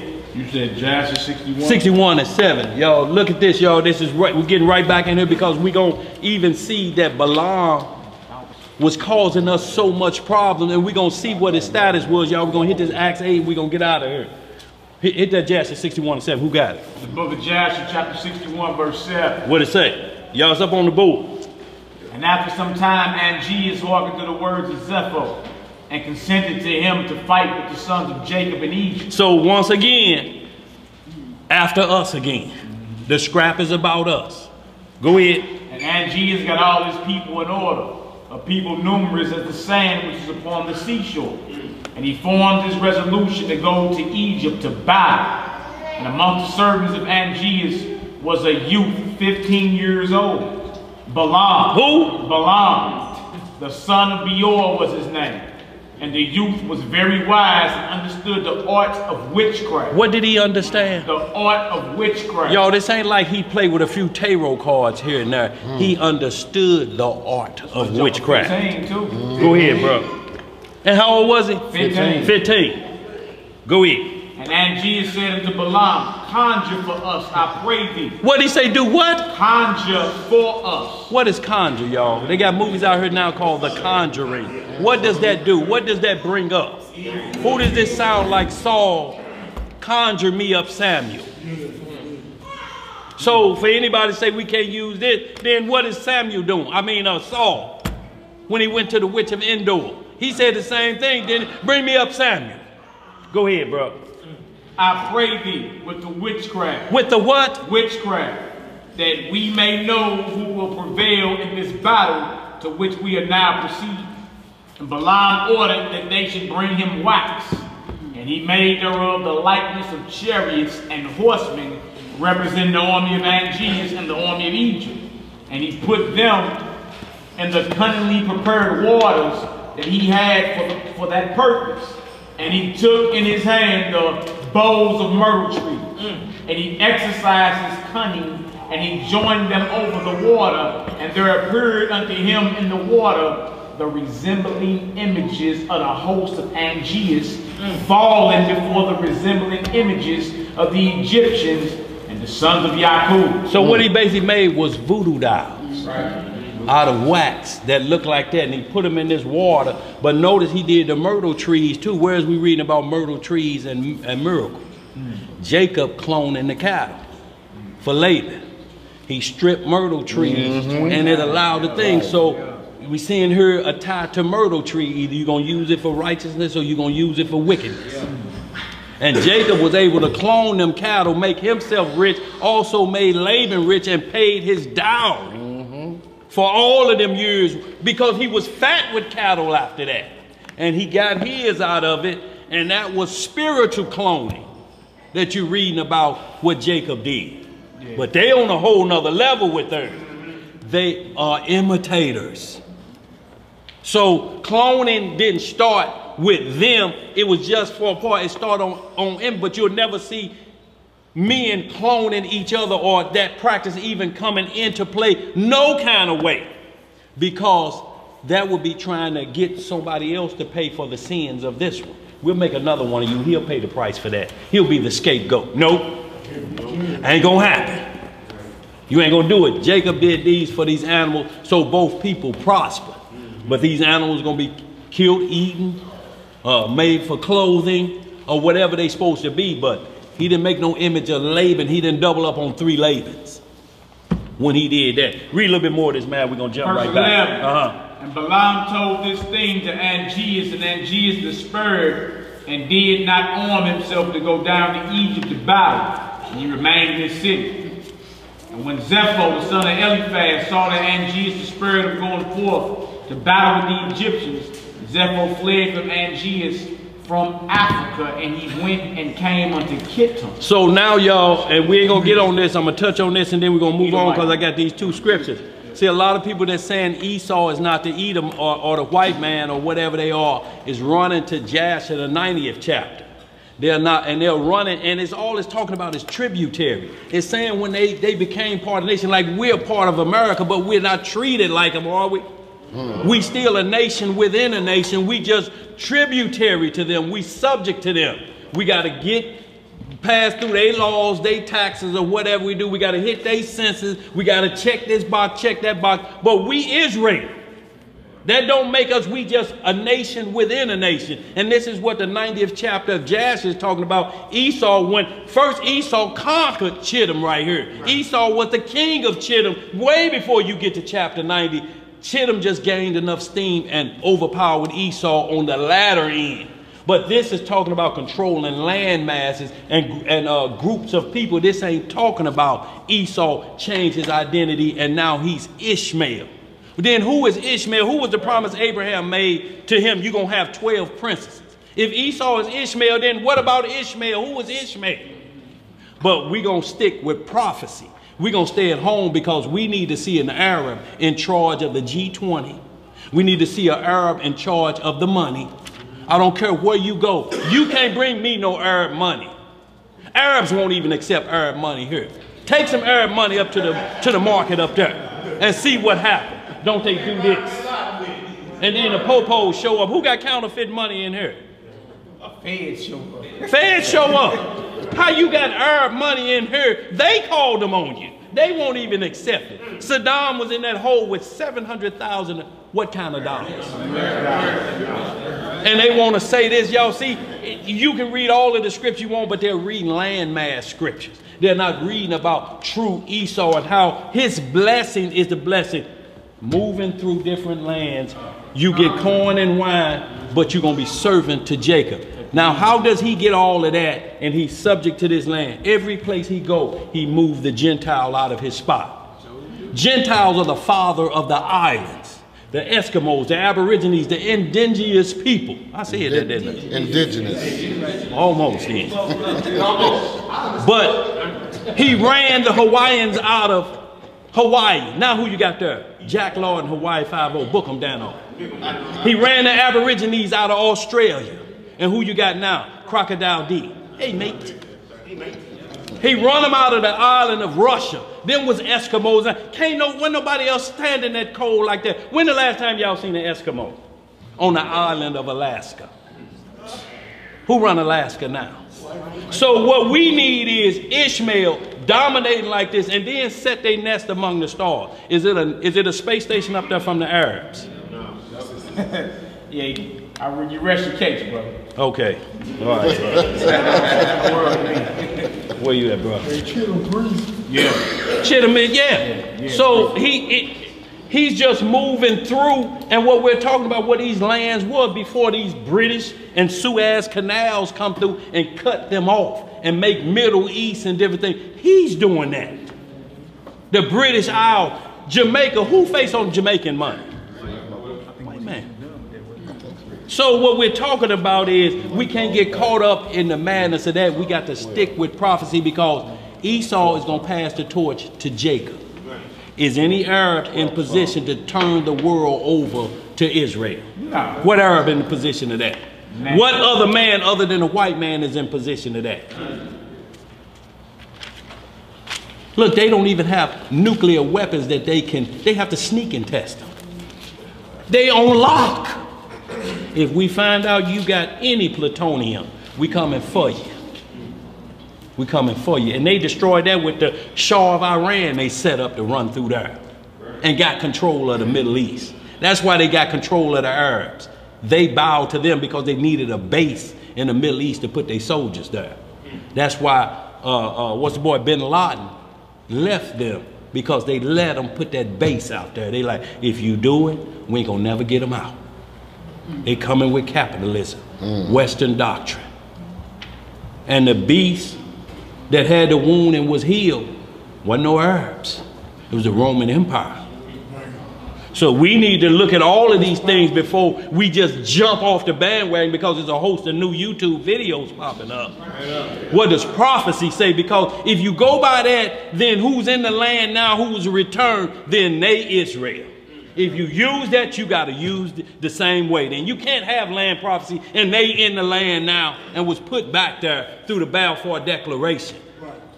And then they tell other people you can come back, white people, and we'll accept you here. They are setting themselves up at the great imposter. If you use that scripture form over there, you got to use it for over here. We stick with prophecy. And the prophecy say somebody's going to hand the torch back to Israel and ain't no Arab in position for that. They on sanctions. All of them on sanctions. Can you imagine a carton of eggs is $75? You don't get no penicillin. You get aspirin. You think about that, your back hurting and you reach for some Aleve, the strongest thing you can get without a prescription. You try that with some bare aspirin and probably giving them children aspirin. Where we at? What you got, bro? We got to move on. We finna get out of here. Go ahead. Yeah, they doing it against the Most High though. What? Well, everything they doing it against the Most High. Absolutely, but his business, because I'm trying. He already said the prophecy, so what they doing it against him. Is he gonna do what he said he gonna do? He gonna do what he said to do. He was gonna do, y'all. And this is what we're talking about. Don't get caught up in them. That's the new thing, but that's all designed by Esau to make you look at somebody else. Because the bottom line is, then who is he? Look at and look, whoever Esau is, that's a hot potato topic. Nobody's claiming it. Nobody, the judgment that's coming to Esau. So you got everybody hot potato. I ain't Esau. Right. Right. But you know the judgment that's coming. So then you got folks that saying, well, Esau already been destroyed off the planet. That's another doctrine. But in Jeremiah, it's either 48 or 49, where the Most High says, like I overthrew Sodom and Gomorrah, that's how Esau going down. That's right. But then you got to check history. Feel me? What nation been eradicated off the planet like Sodom and Gomorrah since then? Since then? None of them. None. So that means he's still on this earth and them prophecies still apply. So how you identify him is through the prophecy. No matter if they playing hot potato or not. You understand? The prophecies are the telltale signs of the years. That's right. Who do you think you're playing with though? And with that you talk about is how most folks go off landmass today. Like you look at the old biblical map of Shem, Ham, and Japheth, you see Japheth cover majority Asia and a little bit of Europe. And folks getting their minds with white man. Because he's there now. Yeah, because they looking at landmass. You feel me? Well, if that's the case, like he's saying, well, you need to be, if you're going off landmass, then you Negroes are Gentiles. The Disraelis are the Israelites into the land. Right. All right, so we have to go off prophecy when we're dealing with end times, you know what I'm saying, what's going on with the Most High and all that. When you put the prophecy to it, mountain dweller was blessed with the sword. Right. The best weapons. Who got the best weapons? Right, and they think, they try to make it the Arab code. He's short with the sword. You think that's what we're talking about? That sword ain't gonna cut off nothing but an individual. We're talking about a thermonuclear warhead. Blessed with the resource. He wouldn't promise any land, but the Most High gave him all the resources, and he got the weapons to take to it. Who owned the diamonds in Africa? Yeah. Who owned all the world resources? Who tracks plutonium that makes a nuclear bomb that you cannot get it? If we find out, they got satellites up, plutonium over here. Oh, we coming for you. And Kim Jong mentally ill, his son. They saying he 2 years from making a bomb that can only reach Alaska. But there's nuclear warheads in South Korea that America has. He won't even get it off the ground. They just let them test to see what he got. But all of that is just to cover up the orange perverts' transgressions. Whenever there's chaos in the White House, there's chaos over here of war getting ready to start. That's another thing for us to get ready for. Because if that nuclear go off, it's going to be what you call the end of the world. Nobody can sustain a nuclear blast. Times Beach couldn't handle dioxin. It was wiped off the map out there in Jefferson County for 20 or 30 years. It ain't been a house built on Pruitt-Igoe land yet. And we know the film, we saw them dumping chemicals on the people and the land. Drove them Negroes crazy. Drove them down to the projects we was in, turn it out. Turn it down. We usually could stay out past the street lights. Them chemical laced Hebrews came down there and they grafted them in, shot the White Castle up that we used to go to every day. Throwing eggs off, cut the lights out the elevator, just went crazy. Let's finish this up, y'all. Where we at? That was it on that. Y'all, we're gonna get this last one. Y'all got a couple more, but we're gonna close on out. I want to hit that Acts 8 just real quick, y'all. And John 20 and 14, y'all, we close out.